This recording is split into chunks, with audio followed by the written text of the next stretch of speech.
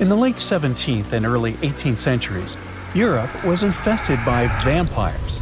The situation got so wild that authorities stepped in, and even military officers investigated these creepy cases. And their conclusion was clear. Yep, vampires are definitely real. Now, we're talking about a long time before Dracula showed up in books and movies.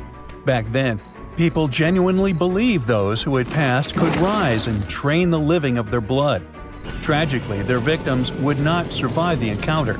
But vampires didn't stay at rest. Instead, they continued walking, interacting among the living and infesting villages. These beliefs spread rapidly, causing panic across regions. It all kicked off in Eastern Europe, specifically Serbia. Villagers started panicking after mysterious passings occurred one after another. Take the story of Petar Blagojevic, a Serbian peasant who passed in 1725. Shortly after his burial, villagers claimed that Petar returned, knocking on doors and asking for shoes or food. Sounds harmless, right? Well, not really. Within days, those villagers began mysteriously passing away too. 9 people perished in total. Everyone freaked out, insisting Petar was responsible, as if he managed somehow to come back from the grave at night to feast on the living. Eventually, authorities dug up Petar's body to see what was going on. They wanted to check if there were any signs that he was still alive. So they looked closely at his hair, beard, and nails to see if they had grown. And they actually had. In fact, there was no sign of decomposition at all. His body looked fresh. Then they found something even weirder. There was some blood around his mouth. And that was enough for people to say, see, he's definitely a vampire. Then came Arnold Paoli, arguably the most infamous vampire of them all. He was a soldier who lost his life after falling off a hay wagon and breaking his neck. But there was something strange about it. Before that tragic event, Paoli claimed he had been bitten by a vampire once. Luckily, he said he cured himself by eating soil from the vampire's grave and smearing himself with its blood. Sorry, not exactly dinner table talk, eh? But hey, if he was cured, no one had anything to worry about after he was gone, right? Well, not exactly. Within a month after Paoli was buried, 4 people said they were being tormented by him. And not long after that, they were gone too.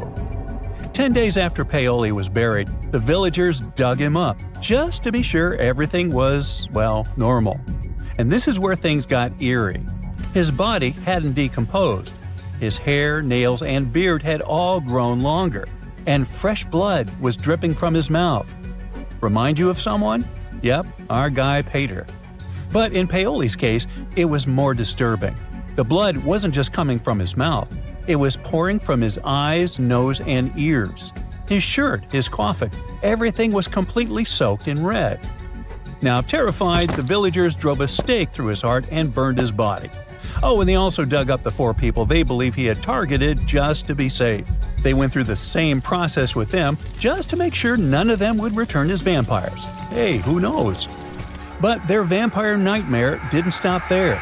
A few years later, in the winter of 1731, a new epidemic occurred. 13 people passed within several weeks. Eventually, even local authorities stepped in, sending official investigators to calm things down.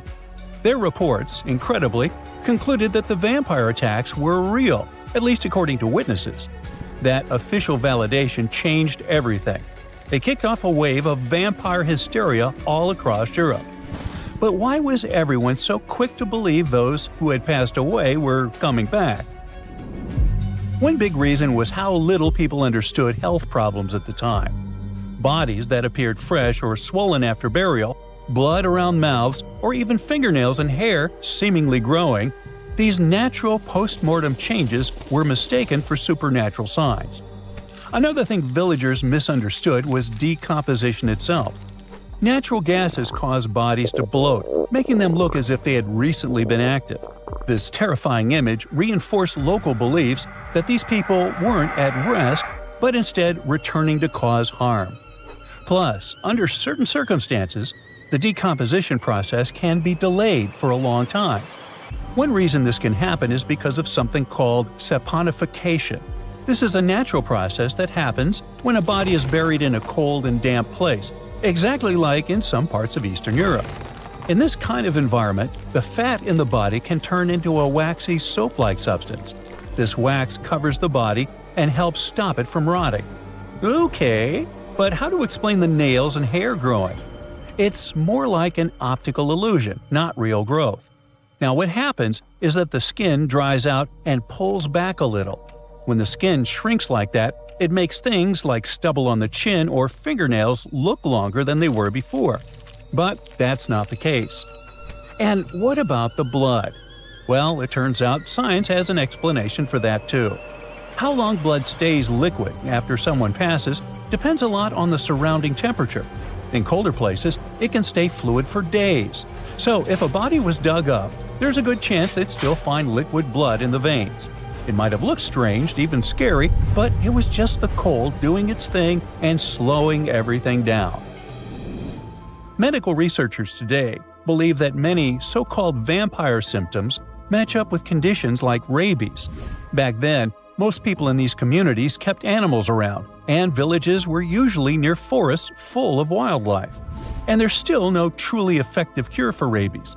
This condition can cause things like insomnia, aggression, biting, and even a fear of water, which lines up closely with the way vampires were described. So it turns out all these supposed supernatural events had logical explanations. Today, we might make fun or roll our eyes at the idea of real vampires roaming around Eastern Europe. But back then, those fears were taken very seriously. Whole communities were thrown into panic. There are plenty of documented cases where families dug up their loved ones and removed their hearts, all because they believed the person was a vampire behind the strange things happening to the rest of the family. And newspapers across the continent picked up these stories, spreading the fear far beyond where it all started. What's wild is that stories about blood-sucking creatures didn't just show up in Europe. Similar myths popped up across different continents and time periods. In the Philippines, for example, there is the Manananggal, a flying creature that splits in half. In Chile, they've got the Peyote, a shape-shifting being that drains blood.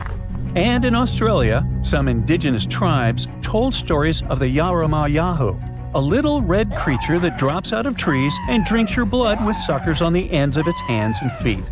How cute. Well, back in Europe, the hysteria faded by the late 18th century, thanks to growing medical knowledge. But as you know, the legend never really went away. It just shifted into literature and gave rise to famous characters like Dracula. The author, Bram Stoker, was inspired by stories that had been going around since the 1700s. But he turned them into romanticized fictional monsters.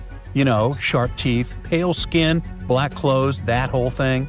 And that was different from what the villagers believed they were dealing with. And, in a way, those frightened villagers weren't completely wrong.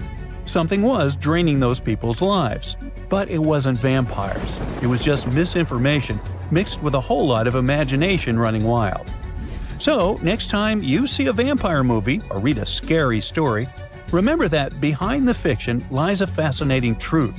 A real wave of fear, confusion, and panic that swept Europe nearly 300 years ago, leaving a chilling legacy that still fascinates us today. You know, it's pretty tough to come up with something original when you've never seen it before. But what about those creepy mythical creatures then? Werewolves, vampires, or let's say, cyclopses? Don't worry, cyclops as we picture them never actually roamed the Earth, as far as I know. But their creation definitely had some real-world inspiration. Turns out, ancient tales of these one-eyed giants might have been stirred up by a certain animal: dwarf elephants. Let's rewind to the Pleistocene era. It's where the inspiration for cyclops lies. When sea levels were lower, animals could waltz from one island to another. Elephants and mammoths were just chilling together. But then the Ice Age ended, and ice melted, and bam! Those land bridges were underwater, leaving some animals stranded. With food running low, smaller elephants had the best chance at survival, leading to dwarf versions that were just about 3 feet tall at the shoulder. Now, here's where it gets interesting. When those little elephants passed away, they left behind skeletons that might have looked like a giant with a single eye. The trunk, which is soft and doesn't fossilize well, was gone. And without tusks, the skulls could totally resemble something out of a monster mash. Yikes! So when the Greeks showed up and stumbled upon these skulls, they could have thought they had stumbled upon massive creatures with a single eye. And poof! The legend of the Cyclops was born. Remember that cute cartoon about a mermaid? Well, sorry to break your pink glasses, but the true story didn't end happily. The Little Mermaid and Eric did not tie the knot. In Hans Christian Andersen's original fairy tale, the Little Mermaid is faced with the choice to slay the prince. However, when it's time to act, she discovers that she is unable to harm him. Instead, she chooses to sacrifice herself to save him, ultimately turning into sea foam. Right, but where does the mermaid character come from? Hans Christian Andersen wasn't the first to dream up mermaids. Long ago, people thought the ocean was full of all kinds of mythical beings, like krakens and sea serpents, adding a bit of mystery to the waters. The earliest known half-fish, half-human character is Wanus, a Babylonian deity from the 4th century BCE who swam ashore by day and returned to the sea at night. Similarly, ancient Greek sirens, initially depicted as birdwomen, lured sailors to their demise in Homer's Odyssey. Over time, they've turned into the fish-tailed mermaids we know today, with the word siren now often meaning mermaid in several languages. Traditionally, they're wicked. Sure, mermaids are just make-believe, but their stories can grab people's imagination. Like Christopher Columbus. When he sailed in 1492, he swore he saw a mermaid. Spoiler alert, it was actually a manatee, which is basically the original sea cow. And they're not even that much of fish, they're closer relatives to elephants. Now, it might seem strange to mix up a lazy sea creature with a gorgeous half-fish lady, but it's not just Columbus who made that mistake. That's why manatees and their cousins, dugongs, are grouped together in Sirenia. In Japanese folklore, certain animals are attributed with supernatural qualities believed to affect human affairs. These entities fall under the category of yokai, specifically known as henge or shapeshifters. The most notable among these creatures are the cunning fox spirits called kitsune and the tanuki. Let's tackle this one step at a time. If you Google tanuki, you'll get a bunch of adorable pics in Google Images. The reason for that is simple. It is indeed tanuki in Japanese, but in English, we should say Japanese raccoon dog if we want to refer to an actual animal. However, the word tanuki can have two meanings, both an actual animal and its folklore namesake. The mythical version, called bake tanuki, pops up in stories and legends all over Japan, while tanuki are real animals. Bake tanuki are portrayed as quirky, supernatural beings. In some areas, the tanuki is said to have shape-shifting abilities, similar to those of foxes. It can become anything or anyone, and some stories even claim that it can possess humans. Now, kitsune are inspired by foxes. Their looks speak for themselves. These magical animals get wiser and more powerful as they age. Just like tanuki, they can shapeshift into humans or other forms, and they're known for their tricks. While some stories talk about kitsune playing pranks, others show them as loyal friends or even lovers. Back in ancient Japan, foxes and humans hung out a lot, leading to all sorts of legends. By the way, the number of tails a kitsune has is the key. The more tails, up to 9, the older and more powerful it is. Some folks even make offerings to them as if they were deities. I mean, who wouldn't want a wise fox on their side? Today, dire wolves are widely recognized due to their connection with the Stark kids in Game of Thrones. However, these creatures were not merely a product of the show's creators' imagination. Much larger than contemporary wolves, dire wolves inhabited the Americas until their extinction around 10,000 years ago. Over 4,000 fossilized remains of these animals were unearthed at the La Brea tar pits in Los Angeles, where they may have become trapped while scavenging on the remains of other animals that had fallen in. The dire wolf had an exceptionally large skull, yet its brain was smaller compared to that of modern wolves. If they had possessed larger brains, they might have been more discerning and recognized the dangers posed by the tar pits. Additionally, while there is no record of albino direwolves, albino cubs have been documented among modern wolves. Check out this creepy sea serpent with multiple heads. It's called the Hydra in Greek mythology, and according to the legend, one of its 9 heads was immortal. So every time you lopped one off, 2 more popped up. Hercules had to take on this beast as one of his biggest challenges, and his nephew lent a hand. While Hercules was busy playing whack-a-mole with the heads, his nephew was cauterizing the wounds to stop them from coming back. Eventually, he managed to chop off the immortal head and buried it under a hefty rock. Believe it or not, this wild story might have had a basis in reality. There are a few documented cases of snakes with multiple heads, though 9 is pretty rare. Reptiles seem to be more prone to this kind of thing compared to other animals. Still, no records about one of those heads being immortal. Duh. Giants have been a part of stories forever. Take Greek mythology, for example. There's the Gigantus, a wild crew of 100 giants that sprang from Gaia after she had had a rough breakup with Uranus. Not exactly a fairy tale, right? Then there's Urgelmir from Norse mythology, who was born when icy Niflheim waters mixed with the fiery heat of Muspelheim. Now let's switch gears to real-life giants.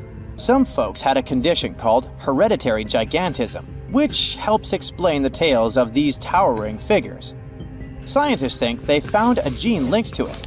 Plus, some people have pituitary tumors that kick growth hormones into overdrive.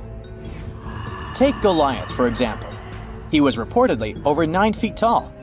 There's no universal height for a giant since it varies by culture.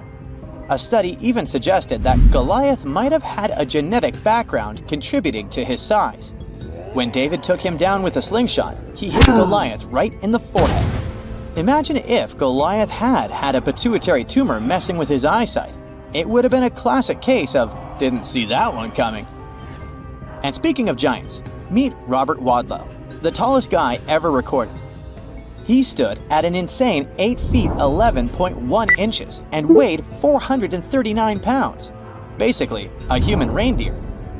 As a kid, he was always the tallest. At 8, he was already as tall as his father, and by 9, he could carry him around. By graduation, he had hit 8 feet 4 inches.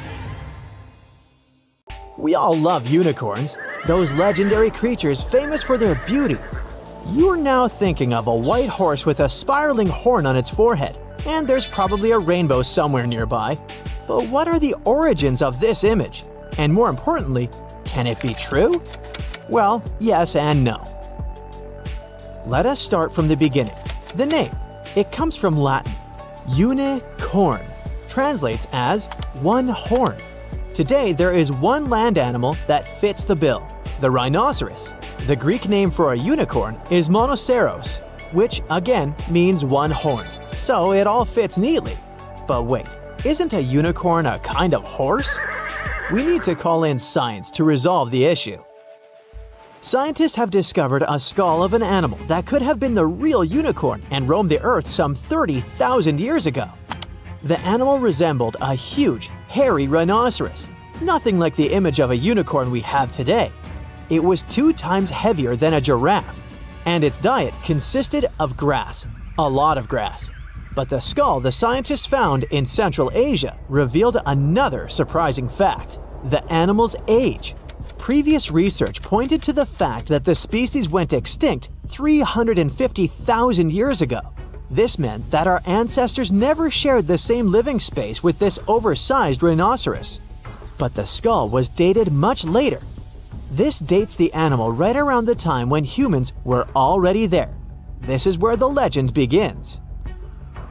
Imagine you're a prehistoric human who had just seen a unicorn. What would you do? It's not like you can take out a smartphone and snap a picture of it.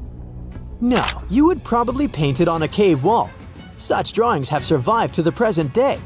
In France, there's an image of an animal that seems to have a single horn. It's in the Hall of the Bulls. All the other animals there have 2 wavy horns, but the mysterious spotted animal has 2 lines on its head.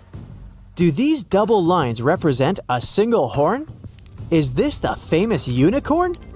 Perhaps. The name of the drawing is the unicorn panel. But images of unicorns don't only exist in cave drawings. In the Indus Valley, scientists have found various seals featuring a mythical animal with a single horn. Ancient Greek writers believed that unicorns lived in India. Back then, this region of the world was exotic to them. Although ancient Greeks never saw a unicorn, they had a pretty detailed description of the animal. They even recorded that the meat from this creature had a bitter taste. But was it a horse or a rhinoceros? Neither. For Greeks, the unicorn was a kind of a donkey. Go figure. In Chinese mythology, there's a similar creature. Its name translates into English, means male-female. The animal's description resembles a unicorn. A single horn on its forehead, the tail of an ox, and the body of a deer. It feeds on vegetation, just like the ancient rhinoceros from Central Asia. When the first giraffe was presented to the Ming Emperor, they described it as a unicorn. The ruler concluded that the animal definitely wasn't the mythical unicorn, but the legend lived on in that part of the world. The modern Japanese word for giraffe comes from the Chinese word for the unicorn-like creature. Ancient Persians also knew about the existence of unicorns. There's a picture of a unicorn in their capital city, but the fun part is that it has two large wings. Seems odd, but the Persians also never saw a unicorn in person. For them, like for the Greeks, it was a being that lived outside the known world. That's the reason why we're so fascinated by unicorns today. We find accounts of such creatures in the writings of Aristotle and even Julius Caesar. These famous people claimed that animals resembling unicorns lived in the forests of Germany. The modern image of a unicorn originated in the Middle Ages and the Renaissance in Europe. People back then had quite the imagination. They showed unicorns in book decorations. According to ancient scribes, this animal was ferocious. Its main enemy was the elephant. The people in medieval times thought highly of an animal they had never seen. It was quick and dangerous, so it needed to be hunted down. But how on earth do you lure a unicorn? With the help of a fair maiden, of course. This sounds strange today, but keep in mind that the Dark Ages were a peculiar period in history. Back then, doctors used leeches as legit medical treatment. The perfect setting for the myth about the unicorn. The story gets wilder. A maiden would go inside a forest. A unicorn would spot her and jump inside her lap. After it fell asleep, hunters would appear. They would then capture the unicorn and take it to the king. But why were Europeans impressed by the unicorn? Because of its horn. They believed that it had magical power. A unicorn's horn could detect poison in food and drinks. When you ground it into a powder, the horn had the power to whiten teeth. These were just some of the magical traits given to a unicorn's horn. The folklore was so strong that Europeans even had a backup for the times they couldn't get their hands on a real horn. That must have happened quite often, and they used real narwhal horns as a replacement. These are whales with a large, tusk-like tooth coming from their mouth. In England, the unicorn was a symbol of something you could never see or catch. In the 16th and 17th centuries, it became associated with imagination. That's when the rainbow came into the picture. The Victorians were the first to connect the symbol of a rainbow to the unicorn. Its first appearance in fantasy literature was in the novel Through the Looking Glass for young readers. That was the sequel to Lewis Carroll's more famous work, Alice in Wonderland. The unicorn now stood for hope and purity. Still, there were no recorded sightings of the animal in real life. At least none that could be confirmed by science. In 1663, a German scientist claimed to have found a unicorn skeleton. The story seemed too good to be true, and it was. Someone made the skeleton from the bones of various animals and tried to pass it off as a unicorn. Today, the fake skeleton is displayed in the local Natural History Museum. The people weren't gonna give up and searched for unicorns everywhere they went.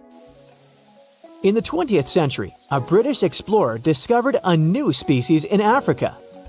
It had a small bump in the corner of its head. The public nicknamed the mysterious animal the African unicorn. But this wasn't true. Now we know this is an okapi. It's most closely related to a giraffe, but it looks like a zebra in the back part of its body, and its head resembles a deer. It's an impressive animal, but it's not even close to the elusive unicorn.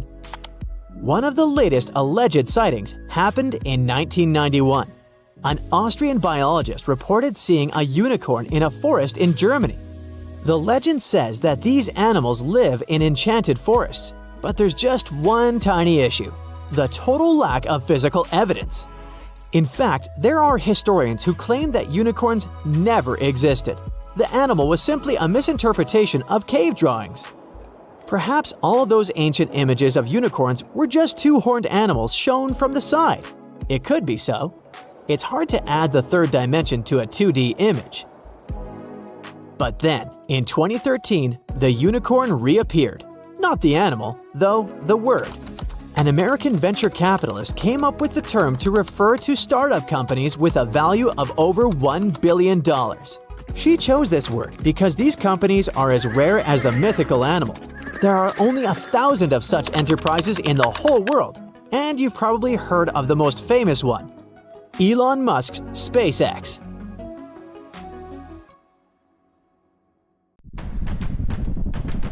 The first computer that resembles the machines we use today was invented back in the 19th century. It already seems much earlier than you probably thought, but there was an even older prototype. The Antikythera mechanism was invented by the Greeks over 2,000 years ago. Over a century after its discovery, scientists might have finally solved its mystery. Sponge divers accidentally found the Antikythera mechanism on the bottom of the sea of the Greek island of Antikythera at the very beginning of the 20th century. It was one of the many ancient treasures from the shipwreck of a Greek trading ship that probably set sail around the year 60 before the Common Era. There were marble statues and jewelry, beautiful glass bowls, rich furniture, and one mysterious device. It had a case made of a corroded clump of metal and was the size of a large dictionary. The sponge divers didn't know what to do with it and took this strange item to the National Archaeological Museum in Athens. Months later, the lump broke apart and it turned out that a real architectural gem was hiding inside. It had at least 30 gears, and there were traces of many more that hadn't survived. The mechanism was just sitting there for 50 years before historians finally decided it was worth their attention. The big brains who worked with it thought it was a super complex astronomical calculation machine from over 2,000 years ago. They couldn't believe it could have been made in ancient Greece or anywhere else in the ancient world. The tech behind the gadget was centuries ahead of its time. Over the decades, different scientists have been trying to solve the mysteries of this super advanced device. They've used X-rays, CT scans, and all sorts of fancy tools. They thought it could have been a navigation device, or even some kind of time travel contraption. Some of them even believed it wasn't from our planet. In 2021, a team of scientists presented a computational model that showed how this unique contraption might have worked. According to them, it was like a tiny ancient supercomputer, covered in Greek inscriptions with some astronomical secrets hiding in them. The Greeks probably used it for tracking the positions of the sun, the moon, and lunar phases with a half-silvered ball. The way the moon moves in the sky is really tricky to copy. To do it, whoever created the mechanism used a very clever system with special gears and a slot and pin mechanism. These gears, called epicyclic gears, work together in a complex way. The slot and pin help to make tiny changes in the moon's movement. If you flipped over the mechanism, you'd see some groovy dials, including one with a spiral slot that tracked lunar months. They were used to keep those calendars in check. There was also another dial that predicted solar and lunar eclipses, like some cosmic fortune teller. Depending on which display you were looking at, you could see all of these different functions, so it was pretty much like an ancient tablet. The main theory is that the mechanism was made in a workshop on the island of Rhodes. It could have been a fancy order for a rich customer from northern Greece, and that's how it could have ended on the trading ship. Some people think that the device was the creation of the legendary mathematician and inventor Archimedes himself. But he had lived a couple of centuries before this particular Antikythera mechanism was created. So he could have invented the concept, but couldn't have created this very device. He might have started with a simpler version and then refined it over time, using the latest knowledge of astronomy. Because the Antikythera mechanism is the only physical remnant of many mechanical astronomical displays from the past, we have nothing to compare it with. It might not let its users travel back and forth in time, but it sure could predict astronomical events in the future. The ancient Greeks didn't create it to do work. They were trying to model the skies. It doesn't look like they needed it for navigation, so another theory is that they could use it to create horoscopes. But then again, it was way too complicated for such an entertaining purpose. It sounds more like it was some kind of a philosophical and educational tool. It had in one place all of their knowledge of the universe and how it works that was available at its time. The inscriptions on the mechanism weren't some instructions for experts. They were made for everyone to easily understand them.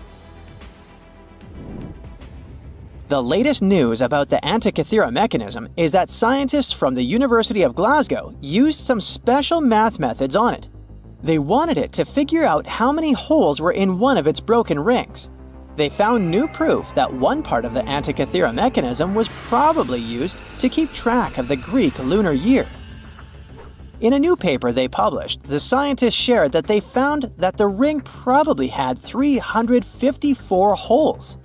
This new research was sort of inspired by a YouTuber who collected data on the mechanism. He was trying to make a copy of the calendar ring and was looking for ways to figure out how many holes it had. To solve this mystery, co-authors of the new study used a special math method called Bayesian analysis. This method uses probability to figure out uncertain things based on incomplete information. They looked at the positions of the holes that were still there and the placement of the 6 surviving pieces of the ring to calculate the likely number of missing holes. Now, they're more sure than ever that the ring had either 354 or 355 holes, not 360 holes, which some earlier studies had suggested. The second co-author of the study used the same techniques that normally analyze the signals from the gravitational wave detectors. These detectors measure tiny ripples in space-time caused by massive events like black holes colliding. The results were really detailed and showed the same number of holes as the mathematical method. The holes were placed with amazing accuracy, with only a tiny average difference of 28 thousandths of a millimeter between each hole. Professors behind the study were really impressed with this, as the ancient Greeks had to measure very accurately and have a very steady hand to punch the holes so precisely. So, it looks like the previous studies that had suggested the gadget used to track the lunar calendar must have been correct. No matter what it really was, the mechanism changed our understanding of how advanced the ancient Greeks were. We knew they had built the Parthenon and the Lighthouse of Alexandria even earlier than they created the device, but this one takes them to a whole new progress level. Some things are still not clear about it, like why it took so long for scientists to catch up and invent something as sophisticated as this ancient marvel. Perhaps there's still some gaps in the historical record. Another question is why we haven't found more of the same unique advanced mechanisms. This could have a practical explanation, as bronze was a precious material back in the day of the mechanism. So, when one contraption stopped working, people probably melted it down for its valuable materials to reuse them.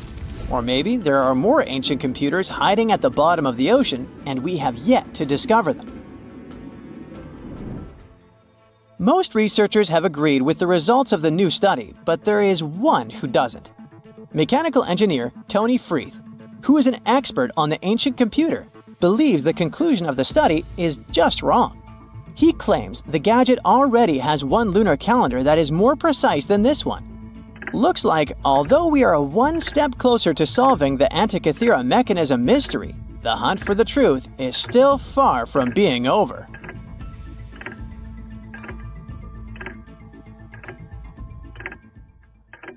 The legend goes that a dwarf named Fafnir was famous for his strength and courage. Because of his qualities, he was tasked with protecting their kingdom. Dwarves were known to gather a lot of wealth, so a bit of added security was a must. I mean, they lived in a house made from gold and precious gems. But Fafnir also had another special talent. He was able to shapeshift. Tricked by Loki, the Norse spirit of mischief, Fafnir was taken over by his greed and the shine of his father's treasure. He decided he did not want to share any of it, not even with his father or his brothers. He stole it and ran away all by himself to a place he'd be hard to find, the middle of the desert. To protect his wealth, Fafnir transformed into a huge dragon. His new appearance looked like a huge snake, powerful and scary. His magical powers did not end there, though. Because the dragon couldn't fly, he also spread poison all around his new home, so no one had a chance to survive if they wanted to take his gold away. Fafnir was soon defeated by a young hero named Sigurd. The legend of Fafnir tries to explain why family is more important than greed. It also shows the many magical powers dragons possess. But the most interesting part is that it's quite a good example of how dragons came to be in our tales. But hey, this is just one of the many stories mentioning dragons. Just switch on your TV or peek into any bookstore, and you'll surely stumble upon dragons somewhere. Variations of dragon-like creatures have been described in stories from all over the world, from Asia to Northern Europe. Most of these creatures are depicted with reptile-like bodies, wings, and claws. And the scariest trait of them all, they can breathe fire out of their mouths. The name of these creatures comes from the Latin word draconum, which translates to huge serpent. But let's take a trip down memory lane to see how it all started. An Asian historian, for example, discovered some fossils back in the 4th century BCE and decided that he'd stumbled upon dragons. It's easy to understand why he got so confused if you look at a fossilized stegosaurus. It was 30 feet long, 14 feet tall, and covered in armored plates and spikes. The Nile crocodile might have gotten mistaken for a dragon too. It still exists today and lives in sub-Saharan Africa. But it may have been more popular in ancient times. When reaching maturity, Nile crocodiles can grow up to 18 feet long. But that's not all. It can even walk with its body off the ground, and some were even pictured standing on their 2 back legs. Goannas are dragon-like lizards that live in Australia. Large as they are, they also have razor-sharp teeth and claws, and are also known to even produce venom. It's easy to see why goannas may be the source for the Australian version of dragons. When humans first discovered whale bones back in the day, we had no idea these animals lived in the sea. Given their size, we surely must have thought they were dangerous. And because we rarely see whales, if we don't go underwater of course, they were poorly understood and easily mistaken for dragons too.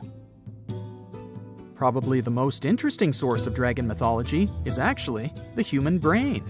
In a book called An Instinct for Dragons, there was a theory which claimed that dragons existed in almost all ancient cultures because we had evolved to fear large predators to survive. We aren't the only mammals to do this. Monkeys have an innate fear of snakes and large cats too, for example. When you combine these natural traits with folklore, you get a lot of dragon stories everywhere, adapted to each region. Reptilian beasts with magical powers date back as far as the origins of human civilization itself. I'm talking about ancient Mesopotamia. Humans back then used to believe in all sorts of creatures, but their head spirit was Marduk, the patron of the city of Babylon. If you look at the artwork from back then, Marduk was depicted with a snake-like dragon at his side. It could be either nice or vengeful, depending on what mood it was in. If you want to sign up to become a dragon, the first thing they'll ask you at the interview will be if you can breathe fire, of course. So scientists have tried to look into some ways that could make it real for dragons to breathe out fire without damaging their throats. To do that, they examined the bombardier beetle. This eccentric insect can pack up some really hot substances in its belly. Once the creature gets bothered by something, it shoots out a fiery load of chemicals.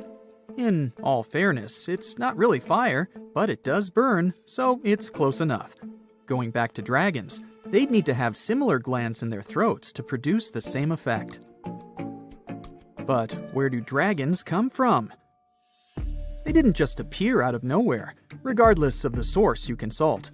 Some tales, like that of Fafnir, say that even humans can turn into dragons, but the most popular theory is that dragons start out as eggs. Some sources even draft a series of stages a dragon has to go through during its life. Everything starts with hatching. Dragons are said to eat their way out of those shells and break the sides of the egg. Then there's the wormling stage, which is what dragon specialists, or dragonologists if you like, call a newly hatched dragon. It's still small and weak, but don't worry, it can take care of itself pretty well. The rest of a dragon's life stages are pretty self-explanatory. There are grown-up dragons, then ancient ones. A dragon's life ends when it reaches the twilight stage. Some sources claim dragons never stopped growing. Others even say they never reach the end of their lives. They just pass on to another type of spiritual existence. Dragons are known to be the symbol of a lot of different things, but that all depends on their origin. In some regions of Asia, they are known to bring luck, power, and wealth. To become a powerful warrior in Britain, you'd need to first defeat a dragon. That's why you often see them on flags. The flag of Wales, for example, has a large red dragon on a green and white background. Western stories aren't as nice to dragons. They are often seen as evil and vengeful. Another myth associated with dragons is that they love gold and precious stones. This greedy side of their temperament seems to date back to ancient Greece, where dragons were tasked with guarding treasures. Some of these guarding dragons were seen in such tales as The Hobbit and in the Harry Potter series. As for dragons' magical abilities, they also vary a lot. Some were said to have blood with supernatural properties. Some were rumored to be able to speak. Others were famous for their wisdom. A lot of dragons in ancient literature could fly or shapeshift, even into humans. Some real-life creatures got their names thanks to bearing a resemblance to dragons, like the dragonfly that has more than 5,000 subspecies we know about. It got its name from folklore tales, as Europeans in the Middle Ages saw it as an evil insect. Dragonflies were accused of some really nasty things, like biting people's eyes and mouths. But the creature that resembles mythical dragons most is a reptile called the flying dragon. They're seen in wooded areas of Southeast Asia. They don't really have wings per se, but parts of their ribs are elongated to support some extra skin that allows them to leap through the air between trees. Those wings are also brightly colored and contrast with their brown bodies. We're in the Caribbean, and these are the Taino people. Scientists have long believed that they were the first inhabitants of the Greater Antilles, and those people were roaming the Isles long before Columbus discovered this place. However, a recent discovery showed that there were some other peoples living there. These guys are called the Archaic people, and they are now known for being good at using stone tools. They've used a whole bunch of polished tools, such as hammers, axes, and whatsoever. We still haven't found out how they managed to invent and produce all those tools without special equipment. Scientists are now looking for a sort of necropolis, or a similar archaeological site, to find out more about these people. Another curious settlement was found a couple of years ago, not far away from Florida.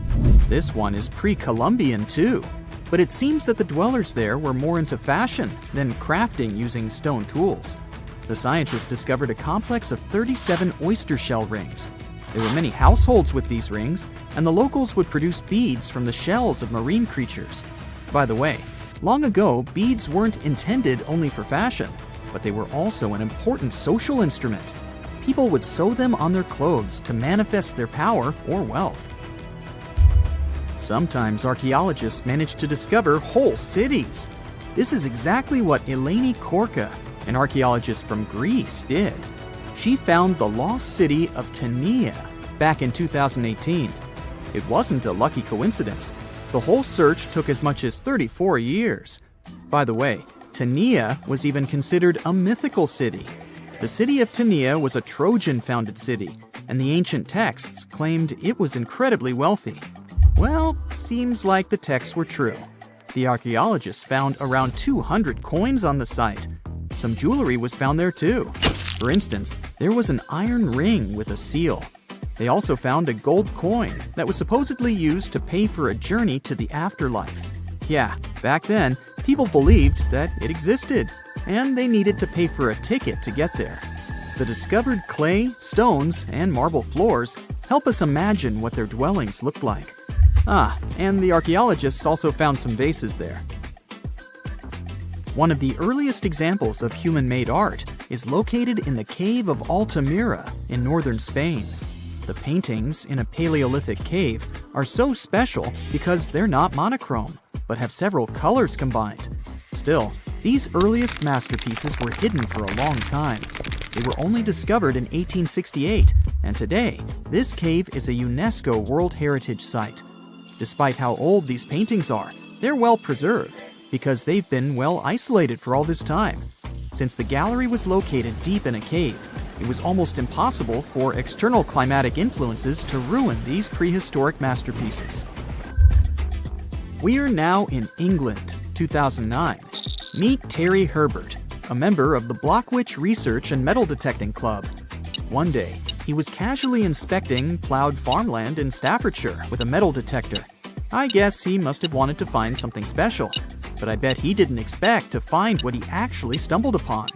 He discovered something that scientists later called the largest hoard of Anglo-Saxon gold and silver metalwork ever found. There's a list of items discovered, but if I start reading it to you, it's going to take me a really long time. To make a long story short, the archaeologists found 11 pounds of gold, 3 pounds of silver, and about 3,500 pieces of jewelry. No wonder this discovery is called the Staffordshire Hoard. The Birmingham Museum and the Art Gallery and Potteries Museum chipped in and bought the entire collection for over £3 million.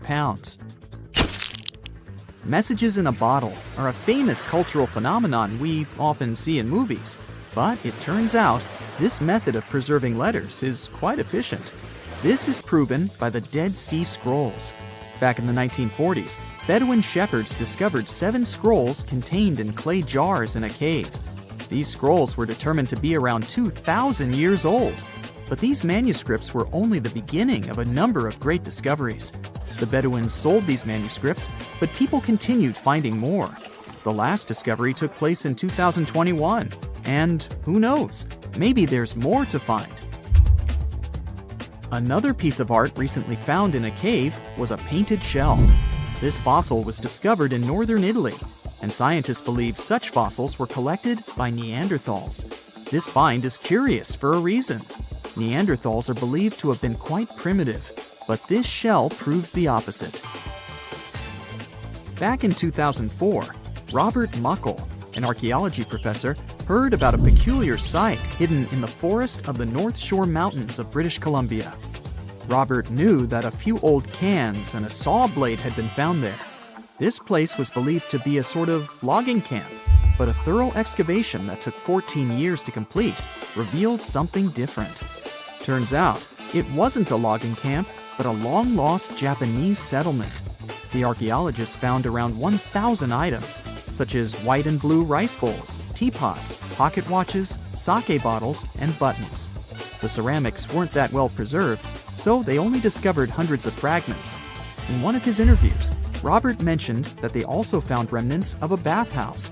The community that lived there was pretty small, since there were only about 14 houses found. The scientists believe that they must have lived there in secret. People have changed their preferences over the centuries. Fashion has certainly changed, and our houses too, not to mention our technologies. But there's one thing for sure that's been unchanged: our love for food. Scientists managed to discover some of the oldest examples of people's favorite food.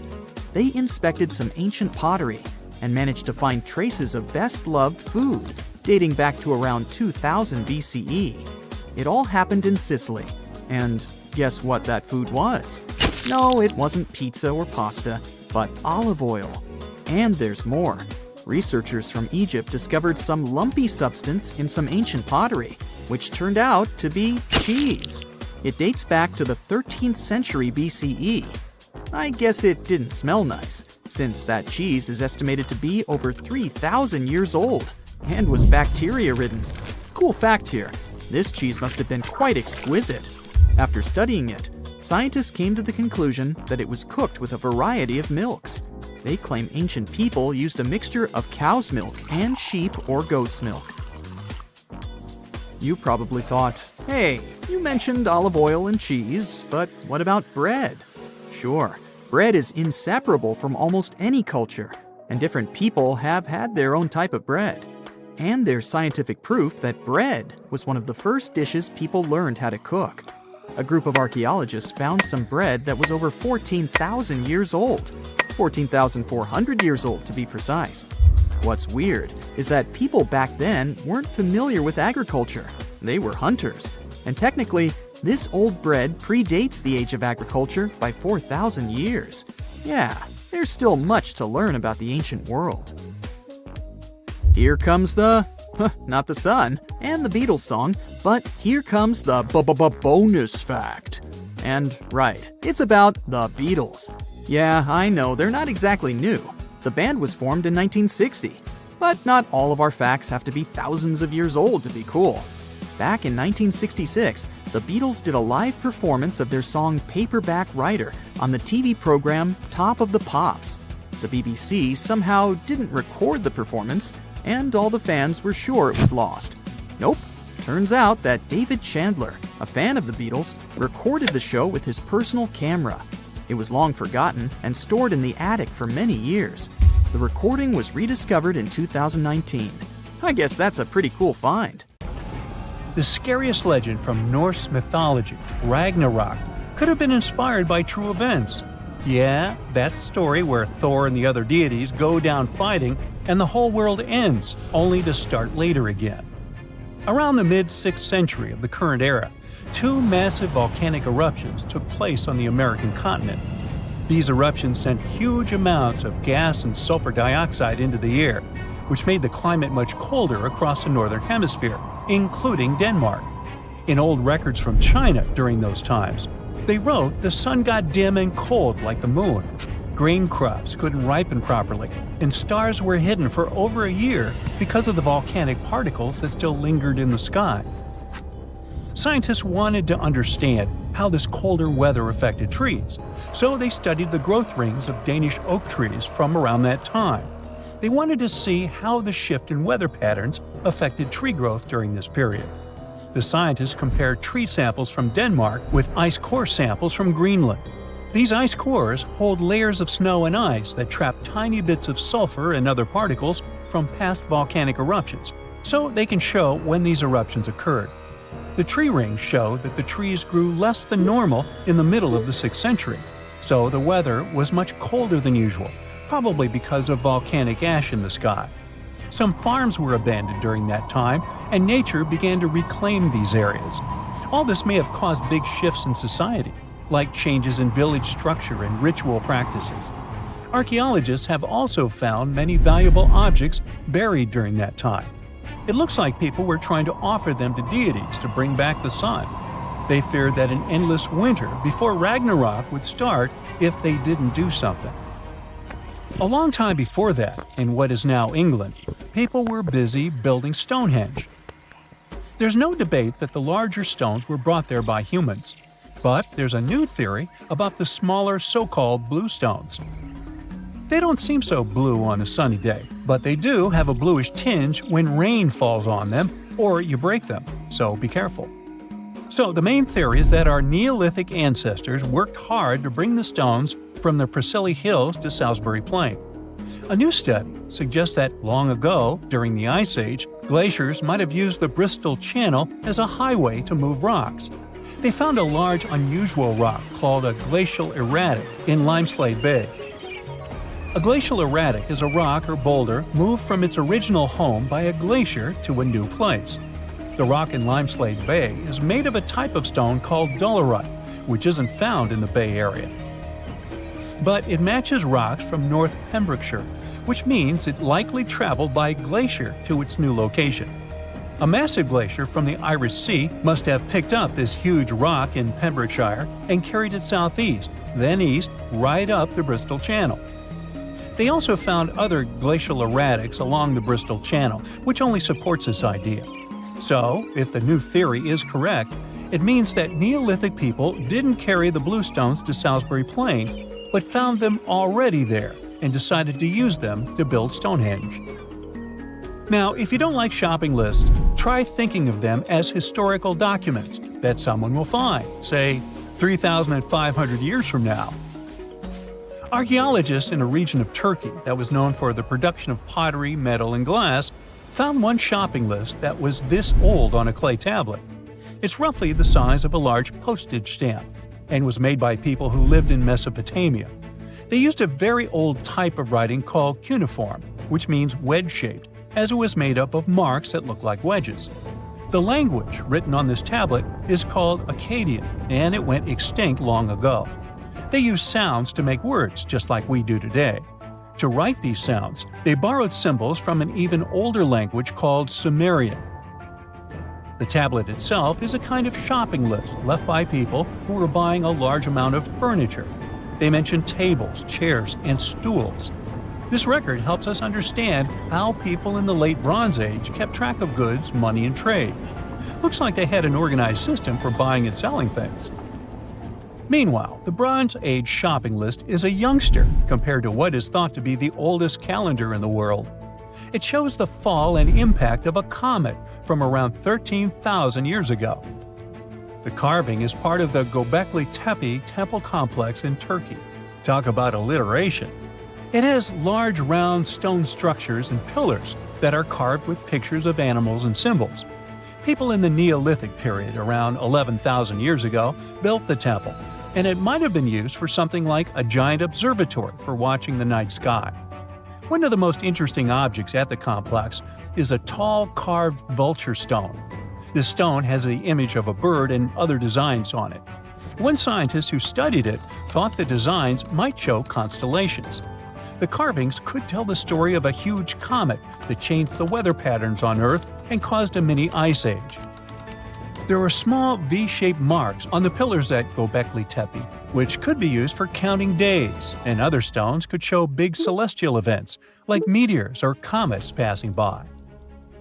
Archaeologists in Italy, near the ancient city of Naples, were checking the ground to change the city's water pipes when they found a tomb that is about 2,000 years old. It had been well preserved, with paintings on the walls that show scenes from myths and ceilings that haven't faded. This tomb of Cerberus was named after the most famous painting you can find inside. Cerberus was a creature from Greek mythology, a huge, scary dog with 3 heads. He was known as the guard dog of the underworld. One famous myth you can see on the walls of the tomb is the story of Hercules capturing Cerberus as part of his 12 labors. As the archaeologists kept digging, they discovered images of ichthyocentaurs, creatures that were like a mix between a mermaid and a centaur. The tomb also has a large altar with vessels for liquids that they would pour out as an offering to honor the deities. The person who was buried here lies on a decorated burial bed, surrounded by paintings, symbols, and objects that people in ancient times believed would bring peace or help in the afterlife. The tomb was just found in October 2023 and is not open to visitors yet, as archaeologists are still studying it. Scientists have long wondered how heavy stone blocks were carried to the sites of the pyramids in Egypt, and they might finally have an answer. Researchers from the University of North Carolina, Wilmington, believe that the ancient Egyptians built 31 pyramids along an ancient branch of the River Nile. It's now hidden under desert and farmland. It's not a new idea, but up until recently, scientists weren't sure of the location, shape, size, or proximity of the waterway the pyramid builders could have used for transportation. This time, they used radar satellite imagery, historical maps, geophysical surveys, and sediment coring to map the river branch. A major drought and sandstorms likely buried it thousands of years ago. The team managed to go below the sand surface and get images of some hidden features thanks to radar technology. They found hidden rivers and ancient structures running at the foothills of where most of the ancient Egyptian pyramids lie. Thanks to this discovery, we can now understand why they decided to build so many pyramids between Giza and Lish in what is now an inhospitable area of the Sahara Desert. Well, in ancient Egypt, people wore heavy, donut-sized bracelets, giant earrings, necklaces, and their neck collars were totally bedazzled with beads and stones. Now, did they fall over from being so top-heavy? It doesn't say. They also invented wigs. Probably some ancient Egyptians didn't feel like styling their hair every single morning. Hey, I can relate. Just shave your head, pop on a wig, get to work on time. Some of the wigs had jewels in them too. Most Egyptian clothes were made of linen. No big surprise, it's hot over there. Even though they would normally wear kind of plain clothes, their jewelry had to pop. Wealthy or not, a large necklace was a must. If you wanted to turn heads, it had to be gold, but cheaper metals were popular too. Look closer at those Egyptian paintings. See those weirdly shaped cones popping out of people's heads? This head cone was made of a mix of wax and oils, and it was for… wait, am I reading this right? It was supposed to melt thanks to your body heat and spread sweet-smelling oils everywhere. How lubricating. Cleopatra had her trademark eye makeup look, and Egyptians were probably the first to invent mascara. They'd mix honey, soot, water, and crocodile dung. Ooh. They'd apply this crazy mix right onto their lashes and eyebrows. It probably didn't smell all that great, but at least it was safer than those toxic lead eyeliners people used to use. All natural. Now, ancient Greeks took some style tips from their Egyptian neighbors, but they'd even wear clothes made from wool. Hot and sticky. Their clothes didn't come in a lot of color options. They were mostly white. But if someone really wanted to rock a colorful outfit, they needed to dye it themselves with insects. It's not a back-in-the-day thing. Every time you grab a couple of sugar-coated candies, remember this. Some of that coloring may have come from beetles. Your lipstick, too. Mwah. If you happen to be a wealthy ancient Greek, you'd be able to buy cotton. You, yes you, wearing a cotton t-shirt, watching this video. Do you feel as cool as a noble ancient Greek? And you probably take that rack of shoes you never wear for granted. But for an ancient Greek, shoes were a privilege. They mostly walked around barefoot. Just like in Egypt, Greeks were all about wigs. They were made mostly of natural hair. Way later, in the Middle Ages, people would powder their wigs, trying to give them a lavender or orange scent. And in those times, let's just say soap wasn't really a thing. So a powdered wig came in handy when people needed to cover up any unwanted smells. Clothes in ancient Rome were pretty similar to those worn in Greece. There were two main clothing types, togas and tunics. Tunics were worn by everyone, while only noble citizens of Rome could wear togas on top of their tunics. Togas were extremely wide and up to 18 feet long, so it was impossible to put them on without someone's help. Hey, didn't they have totally terrific togas and tunics? I think so. If you weren't really the kind of woman who loved doing the dishes, you would have loved wearing a dress with blow. Many centuries ago, women would wear clothes with absurdly long sleeves to show how noble they were. Imagine washing the floor with 5 inches of extra sleeve. Even though these sleeves restricted your movements a lot, they were still super trendy in medieval France. Hundreds of years ago, a lot of European men wore shoes that were ridiculous.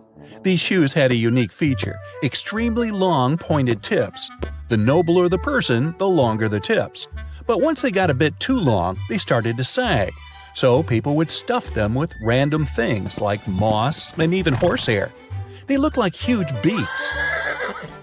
Back then, ladies had their trends too. For example, they would shave their eyebrows off. The forehead was the trending facial feature back then, and they wanted to stand out. England had some fashion trends that, Today, people shell out thousands of dollars to make their smiles perfect, white, and shiny. But back in Tudor England times, women would blacken their teeth on purpose to seem wealthy. Sugar was hard to come by, and only the wealthiest could afford it. It was widely believed that the wealthier you were, the more sugar you ate, and the blacker your teeth would get. Now, if you're already rocking some fake black teeth and you want to go full-out Tudor, try rocking this look. Back in the 16th century, men and women would stuff their sleeves with cotton, wool, sawdust. It was basically an old-timey fake muscle shirt, like the one you bought to go out under that Superman outfit you made last year but never wore to go out trick-or-treating. The more sleeve stuffing you had, the stronger you looked. Some men would stuff their calf area, even their bellies, just to look more muscular. Now add a ruffle around your neck supported by a metal corset to keep it all looking tight, and voila! You're a true Tudor. Now, if you were from Venice in the 16th century, you had to get yourself a chapine. These uncomfortable-looking shoes were created for walking through mud, but the real reason they got popular was 500-year-old Venetian Instagram. The shoes made you look taller, and the taller you were, the more important you were. Fashionistas of the day would have portraits of themselves painted wearing those shoes. Hey, gotta make your friends jealous. Now, macaroni isn't just cheese's best friend. It was also a way to dress that meant you had some serious class. If you want to try macaroni style, make sure you live in the middle 18th century, have an enormous exaggerated Empire State Building size wig with a teeny tiny hat and a feather on top. Wear bright stockings, preferably striped. Wear pants, the tighter the better. Ideally, they should be just like leggings, but remember, there was no Lycra back then. Round it all off with a walking cane. Oops, almost forgot. Get ready to be mocked for the next few decades, or even centuries. Hey, if you're humming Yankee Doodle to yourself right about now, you get it. In the 19th century, things did not get even a little bit less crazy. Excessively large ruffled dresses were hot, and by hot I mean they used to catch on fire all the time. Tests revealed that that type of dress could burn to ash in under a minute. Ruthless. Socks were made with aniline, which, just like it sounds, can be pretty bad for you. They used mercury too. Hats were made of fur, and hat makers would use mercury to stick the fur together to make felt. People who wore them inhaled toxic gases. Another toxic ingredient, because two just wasn't enough, was arsenic.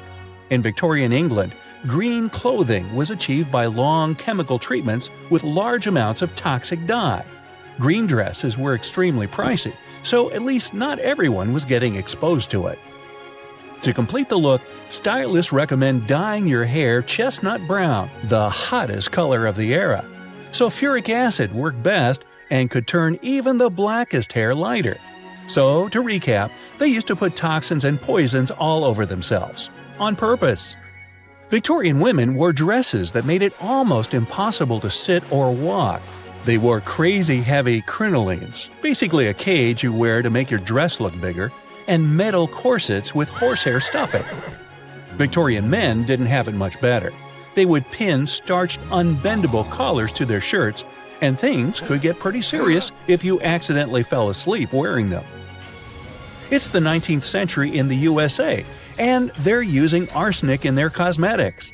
Manufacturers would add it to wafers, promising that their product would help get rid of any facial imperfections. The amount of arsenic they added did help clear the skin and make it paler, but veggies and fruit would have done the same job without being so dreadful for you. Radioactive cream didn't sound wild at all at the beginning of the 20th century. This radium-rich product was supposed to wipe away all your wrinkles and make anyone who used it look at least 20 years younger. Is this where the term "she has that healthy glow" comes from? Maybe the worst early 20th century fashion trend was the hobble skirt. It was designed to keep your legs almost tied together. They thought it would make your legs thinner. They were also a great way to cut costs by using less fabric. Wow, the things we've done for fashion. If you've ever wondered what it feels like to walk on diamonds, head straight to the town of Nördlingen in Germany.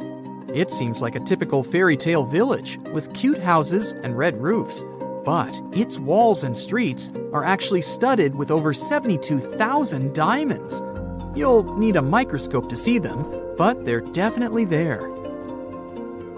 When the first people came to live here, somewhere around the 9th century CE, they were positive they were settling down in a volcanic crater. They didn't know the stone they were using for construction was embedded with millions of tiny diamonds, and the origins of the crater were out of this world. An asteroid slightly larger than half a mile in diameter hit our planet around 14.5 million years ago in what is now Bavaria and left a crater 16 miles wide. The bedrock was under such intense heat and pressure that the bubbles of carbon inside transformed into tiny diamonds at a concentration like nowhere else in the world. The locals didn't pay attention to their houses, built of what was left of that asteroid impact, shimmering on sunrise.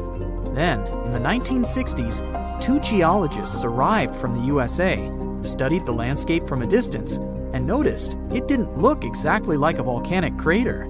After further research, they realized their theory that the crater was shaped from above and not from below proved right. They even had to change school books after the discovery, not to mislead the students. Once the word of the crater had spread, NASA got interested in it and sent their Apollo 14 and Apollo 16 astronauts to visit it to learn about what kind of rocks they'd find in space and which of them were worth bringing home. A moon rock that arrived with one of the missions is now on display at the local museum, and astronauts still visit the place. The locals, though, are so used to living among diamonds, they don't even find it special. The Australian town of Coober Pedy is known as the opal capital of the world and exists completely underground. The town even has the first 4-star underground hotel in the world. The reason people settled in this area was to work at an opal mine. Back in the day, the miners could hardly survive under the burning desert sun, so someone decided to put a tent directly into the mine. Then it turned into a home. Now, Coober Pedy has around 2,500 residents from different countries, about 30 shops, an opal gallery, museums, a bar, and other buildings, and is a popular tourist attraction.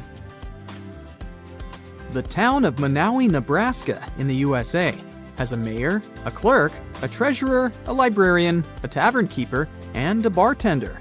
Yet, the population is officially just 1. Elsie Eiler has been doing all those jobs, paying taxes to herself and voting herself for mayor since 2004. Back in the 1930s, Monowi had a population of 150 people, grocery shops, and restaurants. When farming conditions got worse, people started leaving family by family until it went down to 1 person. If you feel like saving some money on house construction, look up some property in the Spanish town of Centenil de las Bodegas. 3,000 residents live under and into the sides of the Cadiz Mountains and use them as natural walls and ceilings. The first settlers moved in here back in prehistoric times. The rocks keep the houses cool in the summer and warm in the winter. Neft Dashleri in Azerbaijan was built as an oil platform in 1940, directly in the Caspian Sea. Once they discovered rich oil deposits, it started growing and is now made up of a network of platforms with around 5,000 people working and living here. The town has apartments, bridges, a library, a community center, and even a movie theater. The Japanese village of Nagoro has an unofficial second name, the Scarecrow Village. The last children were born here over 20 years ago. It officially has less than 50 residents, but it feels complete thanks to 350 life-size human dolls.